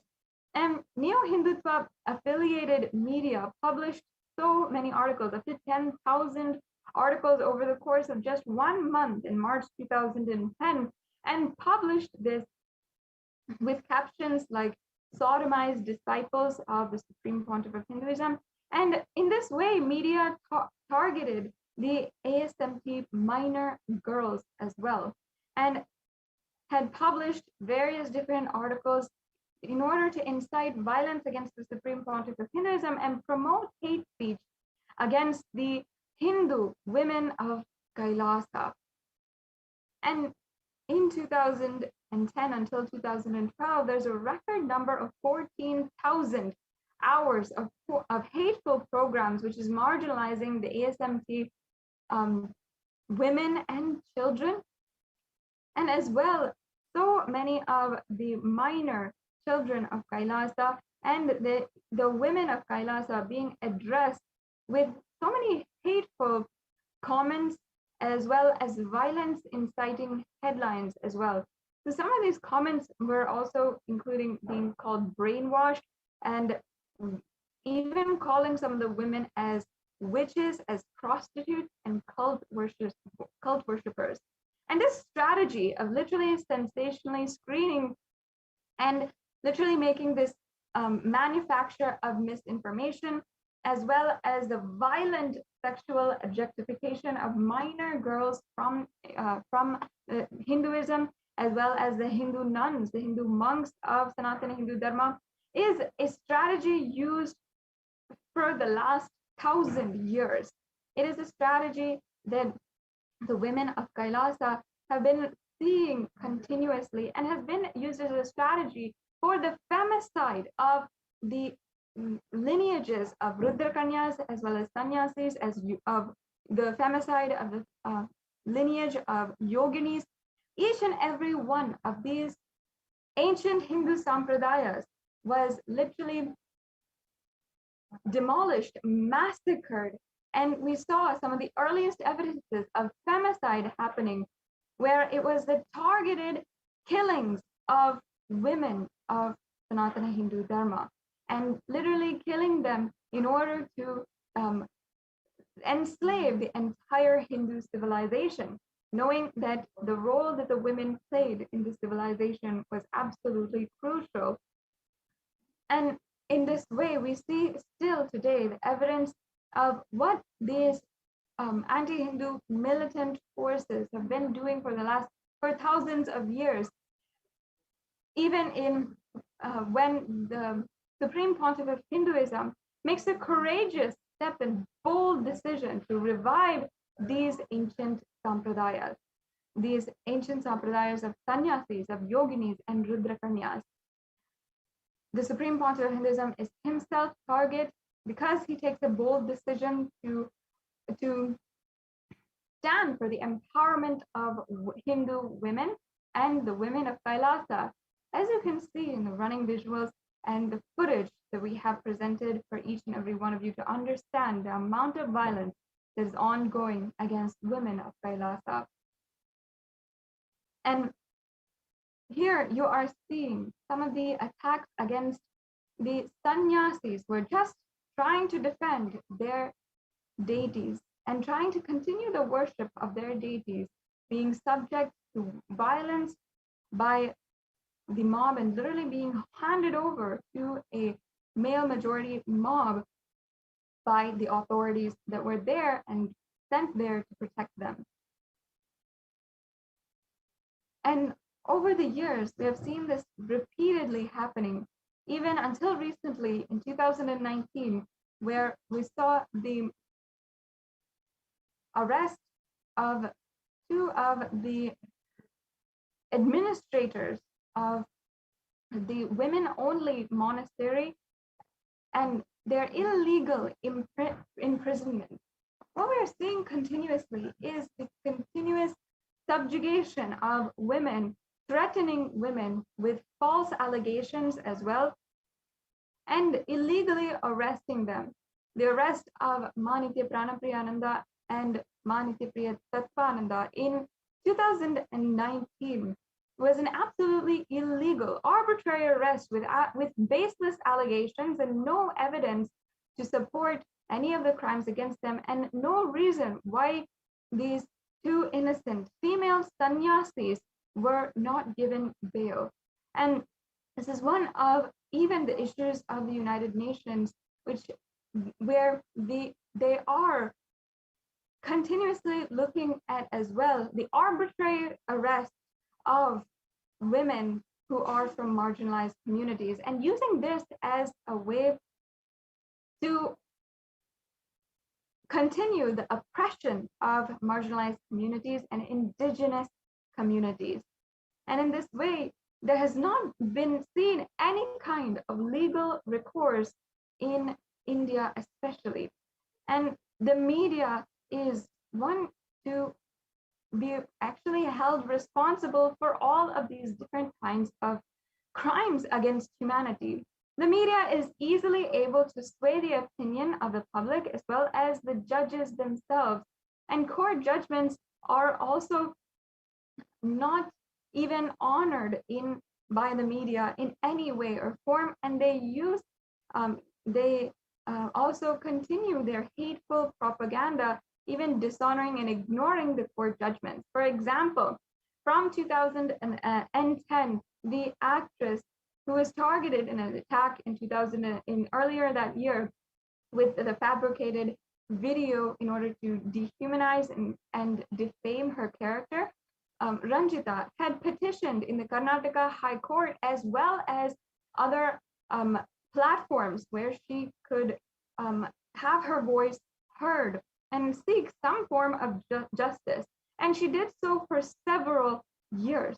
And even being a reputable actress with so much of work and good work done, and humanitarian work as well. And even though the courts had ordered for her favor, the media still willfully disrespected and dishonored the court's judgment, and still had published and broadcasted these hateful videos and articles and news continuously about her, and without any consequence or being penalized in any way. But if we say of contract, in the United States in 2017, a similar case was filed, and the channel was penalized for $5 million USD for civil conspiracy and for defamation of the targeted ASMT community. And we saw literally in contrast how where a place where there's no known or majority anti-Hindu thought currents and anti-Hindu forces, literally justice in its least respect could be served. And this has seen the continued persecution of the ASMT, the Hindu nuns of Kailasa, the women who have taken up a lifestyle of absolute chastity and have taken up a lifestyle in order to empower themselves with nothing but their sacred religious vows.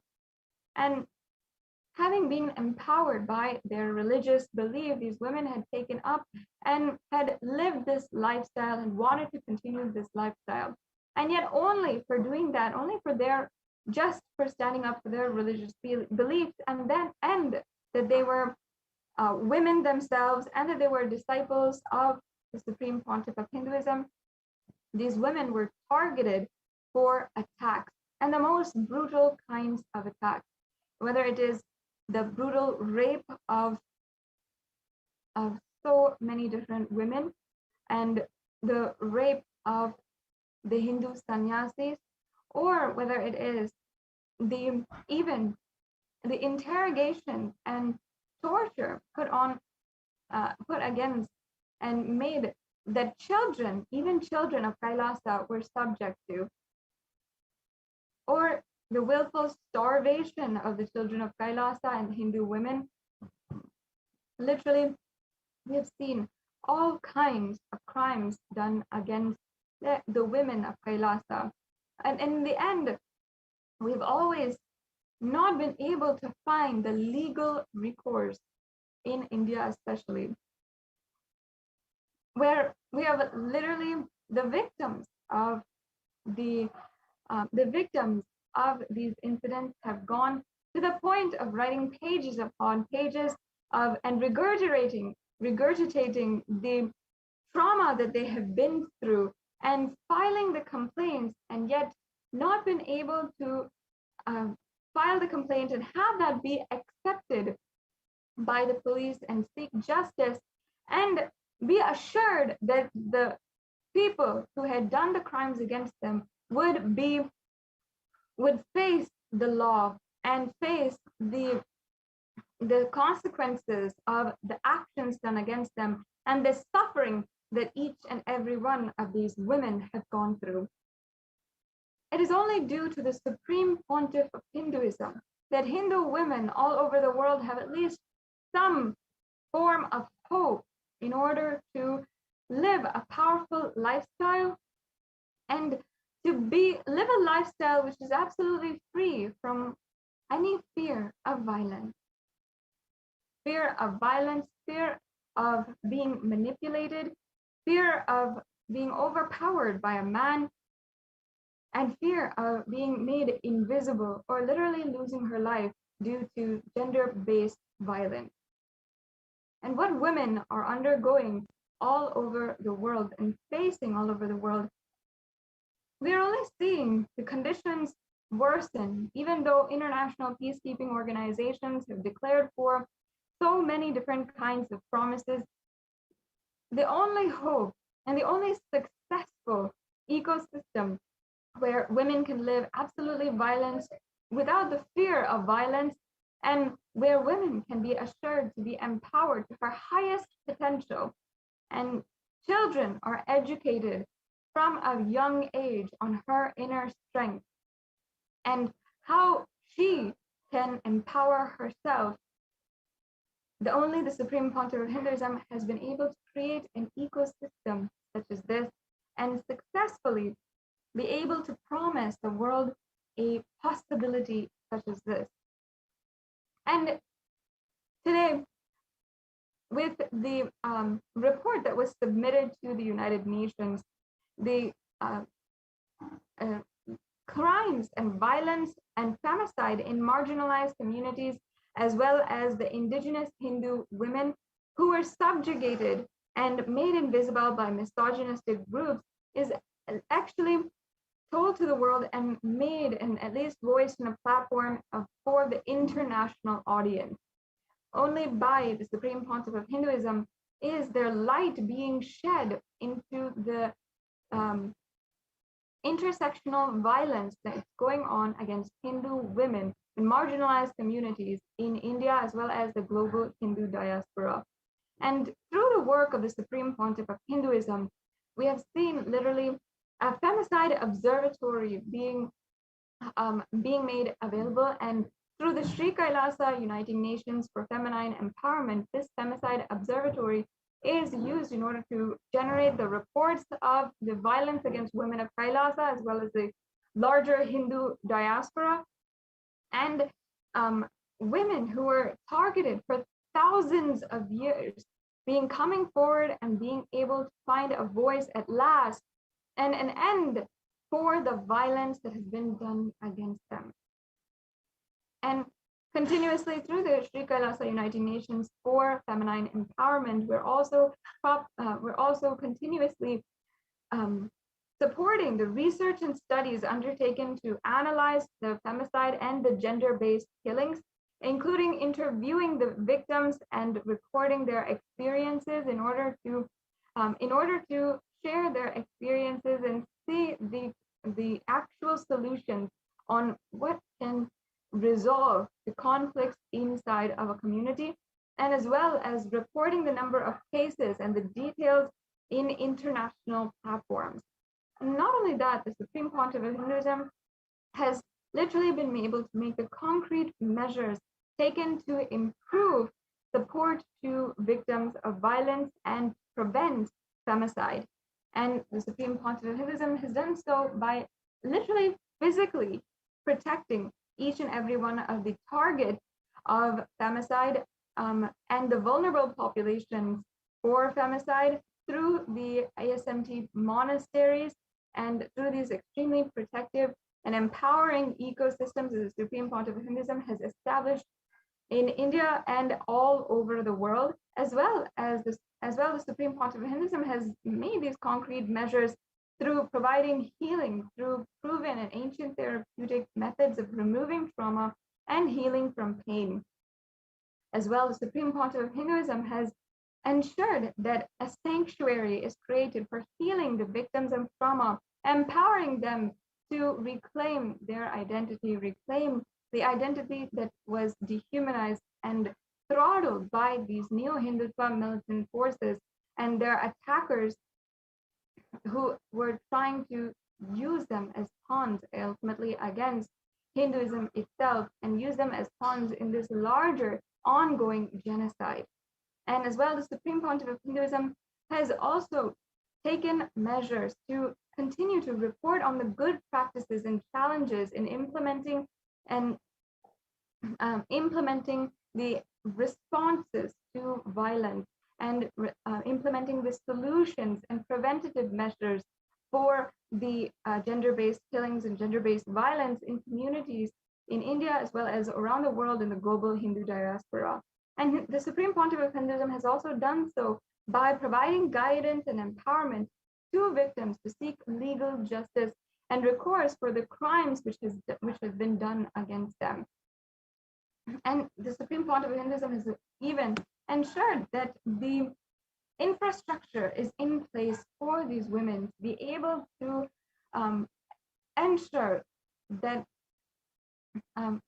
continuously they are able to reclaim themselves and even be able to work towards a ecosystem where violence is not at all existent.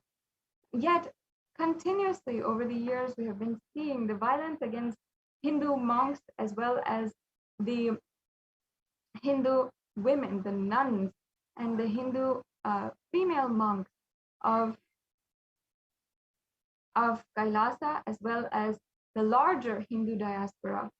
In the footage that you're seeing right now, for example, a woman, due to the mob attacks against her community, against the indigenous community, and the intersectional violence against these women due to their gender, their religious belief, as well as their caste, had literally ended up in the collapse of a woman after her brutal rape. And even in the sense when, in the situation where she was trying to be moved immediately to be taken to the hospital for medical attention, the mob was continuously attacking, and these Hindu women were desperate to immediately seek the attention that she needed to save her life and get her the medical attention that she needed. And even in this circumstance, 2 years later in 2017, a similar situation had happened with the brutal rape of a Hindu sannyasi and all of her sister sannyasis trying to work to bring her to medical attention immediately. Yet the mob attacks against Trishulam Adinam in this incident had left this woman, this Hindu nun, absolutely helpless and in no way of reaching the hospital. In fact, they had literally pushed over the cars. As you can see, this is a vehicle of the Adinam, which would have been used to take this Hindu nun to the hospital, and the slashing of tires of the other vehicles as well. And this was a strategy that the Neo-Hindutva militant forces and the mobs that they employed in order to attack us had used in order to literally make us helpless, absolutely desperate for just protecting our lives. And somehow, due to the protection of Swamiji himself, of the Supreme Pontiff of Hinduism, and of Paramashiva himself, we have somehow made it out of these absolutely violent situations and guerrilla attacks by the New Hindutva militant forces alive. And even though continuously we have been seeing attack after attack, the Supreme Pontiff of Hinduism has been literally our last hope and the only hope we have in order to live the lifestyle that we chose to live and that Sanatana Hindu Dharma has given us as a fundamental right. And that is a life to live and enjoy the right for a blissful, conflict-free life. And Kailasa is literally the world's only Hindu nation, which is working towards improving the quality of life of all living beings on planet Earth, and doing so by bringing an end to all of the root causes which are undermining the expression of our infinite potential. And all the sentient beings, including what we discussed, gender-based violence, religious discrimination, racial prejudice, and even animal cruelty and global warming. All of these are what Kailasa directly works on in order to bring an ecosystem and a civilization which has zero discrimination and is absolutely violence free. And the Supreme Pontiff of Hinduism has been doing so by using strategies of Hindu multilateralism and fostering complete relationships and partnerships, promoting greater accountability of leadership, and building community resilience by economically empowering marginalized communities and the impoverished people. And as well as Supreme Pontiff of Hinduism is doing so by reviving the female-centric ancient endangered lineages that ultimately are for the purpose to raise women to use their inner strength in order to harness their and achieve their ultimate potential. And another way that the Supreme Pontiff of Hinduism, as well as Kailasa, is working towards this ecosystem and this goal is by protecting the environment and promoting the non-violent living sustainable lifestyle and reducing the effects of global warming, and by advocating and actively enriching for a life of vegetarianism and a non-violent lifestyle, as well as organic farming and methods of sustainable farming without the use of any pesticides and or any destruction to the land as well. And Kailasa ultimately aims to raise the standard of living for all the global community with the sacred traditional knowledge and secrets of enlightened living of Sanatana Hindu Dharma. And the Supreme Pontiff of Hinduism has been doing so literally since the last 27 years. And yet continuously, each and every one of us have seen how much of attack we have gone through due to the neo-Hindutva militant forces. It is up to us, Hindus, in order to reclaim our conscious sovereignty, which the Supreme Pontiff of Hinduism is guiding us continuously, in order to end this violence and in order to find any kind of hope for ending violence against women in all forms and all types. The United Nations in 2000 had declared that by 2030, we would see an end to all gender-based violence and even see women being equal to men. And we would bring a world where we saw the reality of gender equality. Yet today, it's 9 years until the end year of our goal. Yet still today, we're not seeing even 10% of what we wanted to achieve by 2030. We're not even a fraction of the way to see that happen. And so much is still invisible to us, not even being able to see the amount of violence which is happening, the intimate violence which is happening, and not even able to point out the source of violence that is ongoing in these conflict communities and conflict areas. It is only the Supreme Pontiff of Hinduism who has been able to successfully create the model communities and of sustainable living and provide these community livings for the public and promote the lifestyle of nonviolence and literally create and establish a nation where women are empowered for their infinite potential, not just for their equal rights. That is literally the beauty of what the Supreme Pontiff of Hinduism has done. And I invite each and every one of the viewers to take a look and ensure that you are getting yourself familiar. Today, actually, the United Nations has accepted and recognized 3 of the reports submitted by Kailasa to the United Nations, to the Human Rights Commission. And the first is on the violence and the sexual objectification of indigenous Hindu women in the media. The second is on femicide and the recurring incidences of femicide in India and against Hindu women. And the third is on the COVID-19 and multilateralism, where the United Nations has literally recognized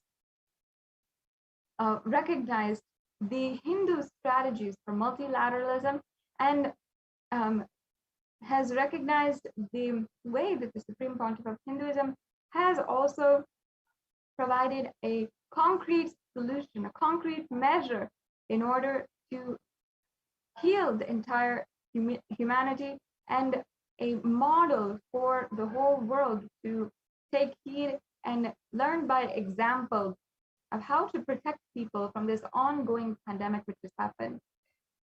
And it was due to the work of the Supreme Pontiff of Hinduism, the work of the Supreme Pontiff of Hinduism, his tremendous amount of will persistence. And even if at any point the Supreme Pontiff of Hinduism had not been served any kind of justice, that never stopped. And the Supreme Pontiff of Hinduism continuously ensured that he would work for all of those who are simply just declaring that they wanted to live for him. And even if we just made one step in order to make that or declare our life for the teachings of Sanatana Hindu Dharma, the Supreme Pontiff of Hinduism has done 1,000 times more in order to create that ecosystem for us and literally make the ecosystem where it is absolutely easy and so blissful for us to just simply start radiating the higher ambition of our lives, the higher powers of our lives. And continuously, year by year, we've been seeing this tremendous amount of violence. I invite each and every one of the Hindus who are watching, we must take this time now in order to ensure that we reflect deeply on why this is happening to Hindus. Why? Even as a Hindu woman especially, if you dig deep and if you understand, Hindu women will know some form of violence that is done against them, their grandmothers or their relatives, their cousins, by the neo-Hindutva militant forces. And this has been happening for thousands of years. Why has this been happening? Why does a Hindu woman need to go through so much? And what hope is there for a Hindu woman today? Because of the strong stand that the Supreme Pontiff of Hinduism has always taken for the woman's right to worship and stand for her right to live the life purely on the power of her own will and her own consciousness, and has literally defied even the definitions of freedom itself and given that for a Hindu woman. That is why the Supreme Pontiff of Hinduism has continuously been facing attack after attack. And in so many circumstances, we've either seen the destruction of property or legal lawfare, where baseless allegations and evidence-less cases are filed without any substantial proof and absolutely no evidence.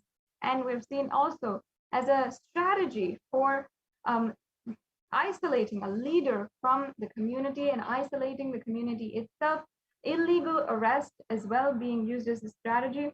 We've seen the femicide and gender-based violence being used as a weapon against the entire civilization, as well as the Supreme Pontiff of Hinduism himself.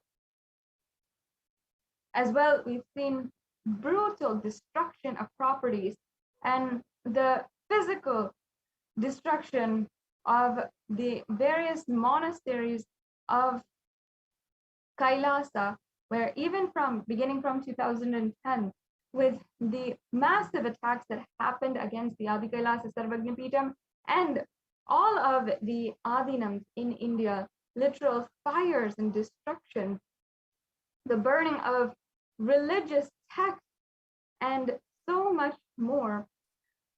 We have seen all of these strategies, which have been implemented for thousands of years in the Hindu genocide, being used in brute force and relentlessly against the women and the people and Kailasa itself, and ultimately the Supreme Pontiff of Hinduism himself.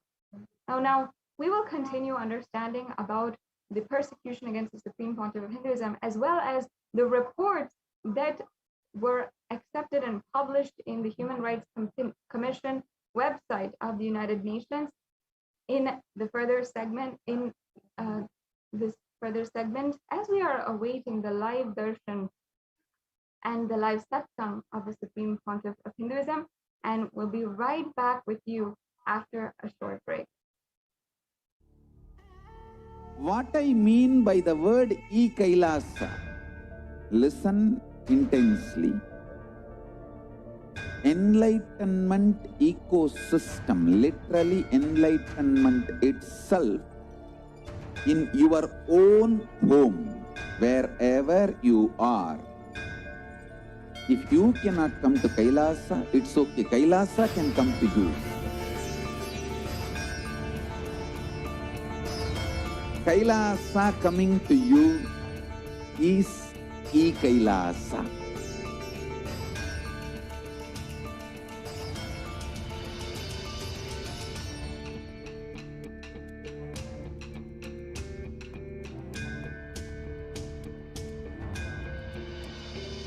I will revive Hinduism. I am a Hindu revivalist, not by any revolution, but by evolution.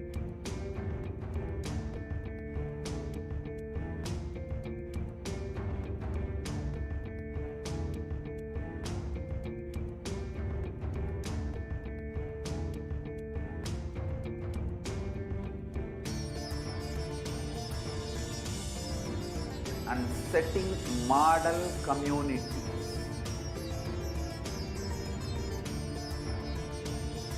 Kailasas, enlightenment ecosystems, Sarvanya Pitas all over the world.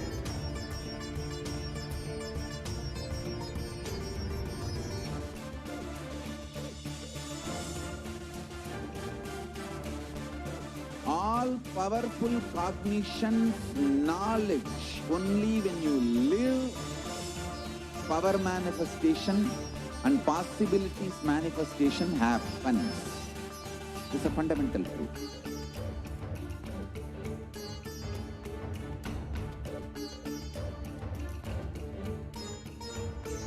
Hinduism cannot live exclusively as one sampradaya. No.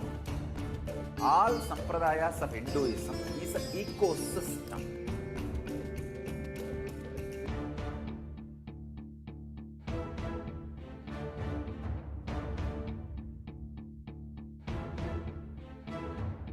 So don't keep quiet thinking that if one sampradaya is attacked, only that sampradaya is going to be affected. All of us are ecosystem.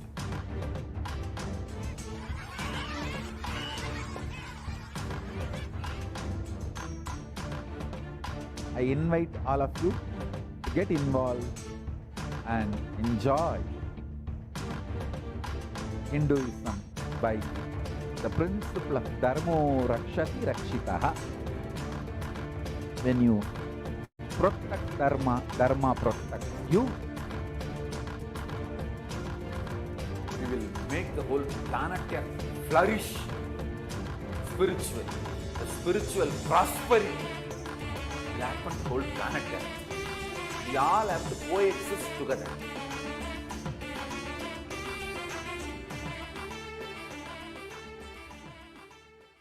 Just be alive for next 3 years. Don't die within next 3 years.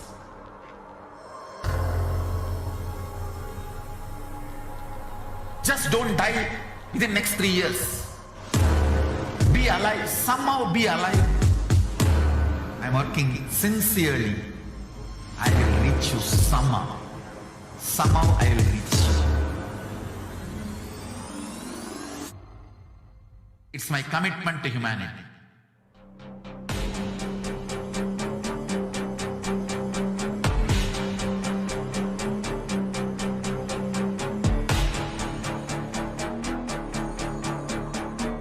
Just don't die within the next 3 years. I will reach you wherever you are, whichever corner of the world you may be. I will reach you with enlightenment. You manifesting the space, state, powers, being, Paramashiva. It is possible, and it is possible for you.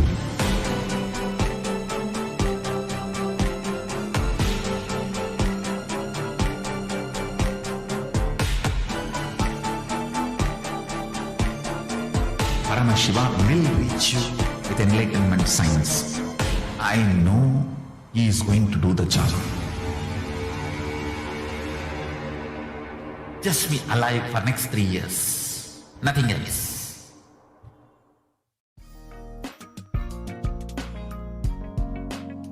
We get you health. We get you ability to build beautiful relationships in your life.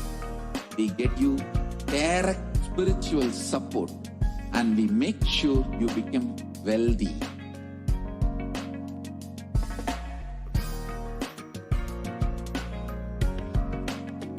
We won't stop giving you just good life. We will literally not stop till you live enlightened life. Manifesting the state of Paramashiva, space of Paramashiva, powers of Paramashiva, being of Paramashiva.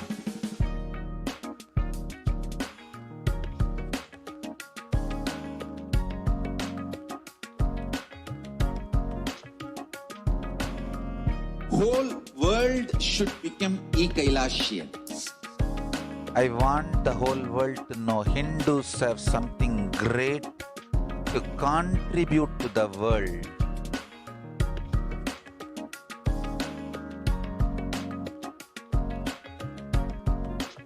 We have something great to contribute to the world. Let us do that.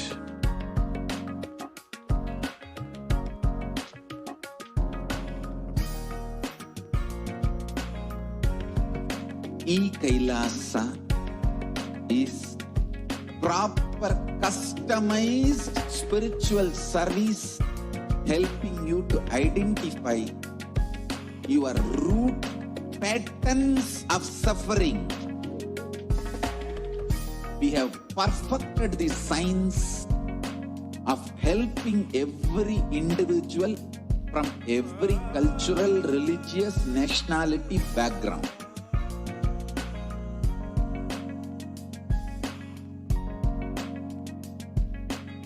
You will have lowest reactionary assumptions, highest awakened response, alive response for life continuously.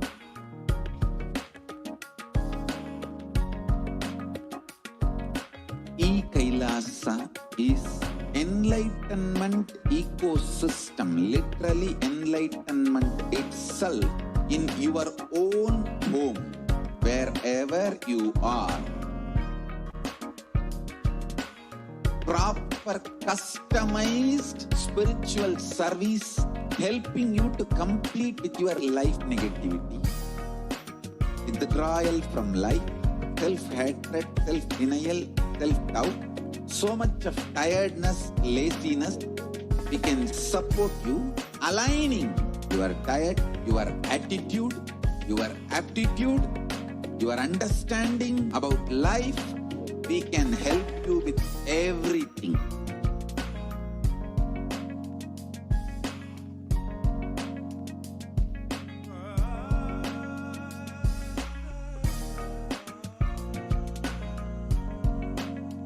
If you are interested in enlightenment, we will immediately bring this to you. If you are not interested, we will explain the whole science, inspire you, and make you interested in enlightenment science. We need to cater this enlightenment science to the whole world wherever they are, because enlightenment is the birthright of all human beings. Kailasa is responsible to provide that to all human beings.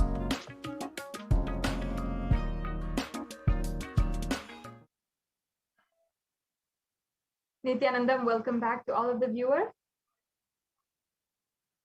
Now, we are just a few minutes away from the live Nityananda Satsang, and I'm sure each and every one of you are eagerly awaiting.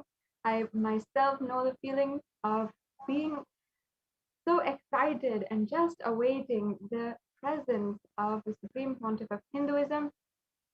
I invite each and every one of you to share this program link. Let's share the news that there will be the live satsang at 7:30 Indian Standard Time, and make sure that all of your family, your friends are awake, alive, and ready for the Nityananda satsang that is happening very shortly.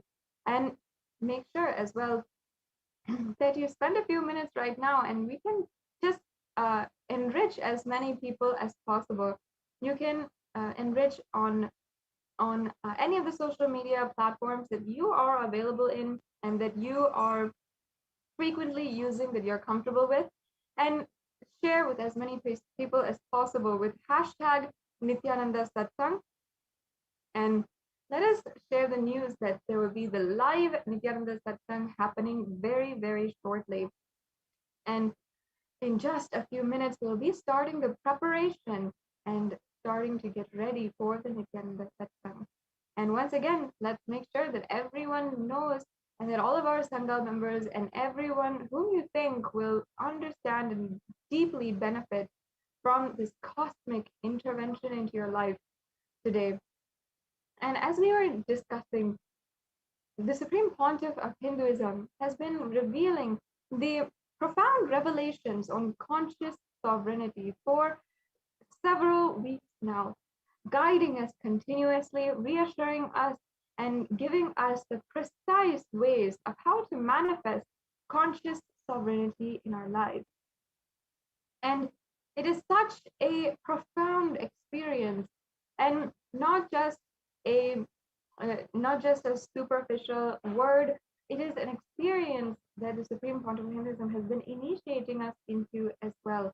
And not only that, for hours at a time, sitting and being with us and sitting and in the satsang and initiating us and allowing us to experience that deep and powerful space of Shakti Nipada, the deep feeling connection with the divine, and being able in that way manifest the conscious sovereignty. The Supreme Pontiff of Hinduism has gone over with us how the physics of conscious sovereignty, and the Supreme Pontiff of Hinduism is continuously revealing the different layers of what it is and how to manifest it in your life. And in the comments down below, I request we can start having the Vakyartha Sadas and remind ourselves that what the Supreme Pontiff of Hinduism told for us as spiritual homework last time was spend time and space in order to manifest the conscious sovereignty. So make sure that if you have not done this already, let us spend time right now and literally sincerely manifest the conscious sovereignty in whichever way that means to you, and how the Supreme Pontiff of Hinduism has guided to manifest conscious sovereignty in our lives. And you can take a few minutes now and comment down below your experiences, your Vakyartha Sadas, your maybe your intra-analysis of conscious sovereignty itself, about what it is and what the Supreme Pontiff of Hinduism has said as well. And we'd love to interact with you and see your comments in the different social media platforms as well. And each and every one of us Hindus have to understand that it is now time, more so now, urgent than ever, for Hindus to realize the magnitude of responsibility that we have for the future of the whole world, especially having been inheritors of this great science of Sanatana Hindu Dharma, what Paramashiva himself has gifted us, and what Paramashiva himself has come down in order to revive on planet Earth right now. Hindus across the world must realize that now is the time that we have to stand up, and each and every one of us are responsible for the future that we will live. If we want Hindus to enjoy the amount of wealth that our ancestors have given us, and the amount of knowledge that our ancestors have given us, the amount of stable family and stable community that our ancestors and Paramashiva himself has given us, all of these things. And what the Supreme Pontiff of Hinduism is reviving as the incarnation of Paramashiva, living as a representative of Paramashiva on planet Earth today. And the Supreme Pontiff of Hinduism has made it available for each and every one of us to experience, literally. And we Hindus are responsible for ensuring that it survives even to the next generation. If we Hindus want our children and the next generation to enjoy what we have enjoyed from Sanatana Hindu Dharma, and be assured that everything that we are enjoying today, whether it's our wealth, our status, our fame, our prestigious job that we might feel is prestigious in our society today, whatever it might be, it is all due to the science and our upbringing of Sanatana Hindu Dharma, and what Paramashiva himself literally has ensured to protect and ensure that survives thus far. But in the way that things are going, with less than 1% of Hindus and Hinduism surviving today after thousands of years of genocide and destruction and Holocaust against an entire civilization, we Hindus do not have hope of even the next generation even practicing Hinduism as we know it. And among the leading advocates for Sanatana Hindu Dharma, and among all of the religious movements for reviving and protecting Sanatana Hindu Dharma, the Supreme Pontiff of Hinduism is the only one to ensure that we bring the political legitimacy to Sanatana Hindu Dharma and revive the Hindu civilizational nation. Whereas at one point we had 56 nations, and we had dwindled down to 0 as of 2007 when Nepal had declared itself as secular. Today, there is absolutely 0 nations for Sanatana Hindu Dharma. And the Supreme Pontiff of Hinduism is the only leader who is courageously leading this movement in order to revive the nation of Kailasa. And we must understand the need for a nation for the survival of Hinduism itself, and the need for all of us Hindus to reclaim our Hindu identity. The Supreme Pontiff of Hinduism has done so much in order to ensure that Hinduism itself survives, and has literally revived successfully this nation itself, to ensure that Hinduism itself has survived and will be able to serve humanity, continue to serve humanity forever. And Hindus ourselves must recognize the amount of work that the Supreme Pontiff of Hinduism has done, and is actually continuing to do so despite so much of attack. Recently, as we have been discussing, the United Nations has recognized, addressed, and accepted 3 of the reports that were submitted to the UN on the persecution, the ongoing persecution against the women of Kailasa, the indigenous Hindu women, as well as the femicide against the women of Kailasa. And the as well as the last report, and the most recent report, the Supreme Court that was recognized by the United Nations, was on COVID-19 and multilateralism. And I invite each and every one of the viewers as well to make sure that you get the latest updates every single day that is ongoing from Adi Kailas Sarvagnapeetham on the ongoing efforts of Adi Kailas Sarvagnapeetham in order to provide the multi-layer quarantine for the whole of humanity as one of the foremost productive solutions for the ongoing pandemic which is happening.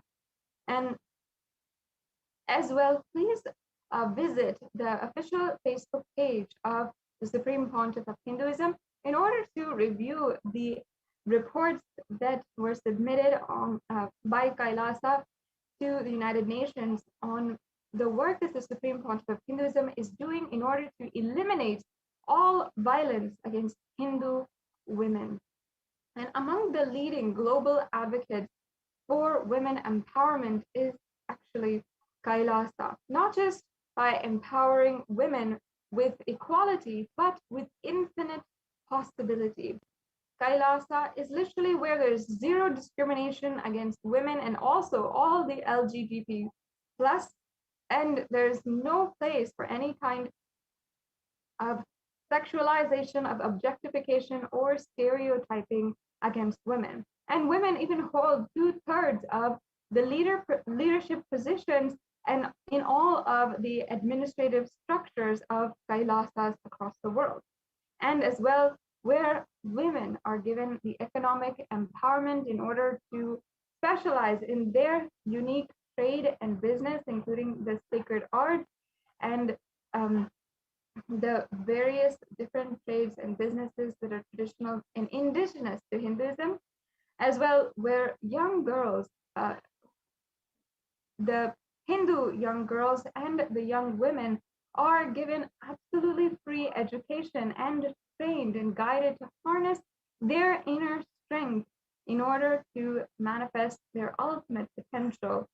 And in Kailasa as well, in the Kailasa de facto spiritual embassies across the world, women can absolutely be unafraid of any kind of subjugation, discrimination, or violence against them. And the Supreme Pontiff of Hinduism has continuously taken strong stances to ensure that the ecosystem is never compromised, and continuously the safety, the violence-free zone and empowerment of women is prevailing. Now, the Supreme Pontiff of Hinduism is gracing now in just a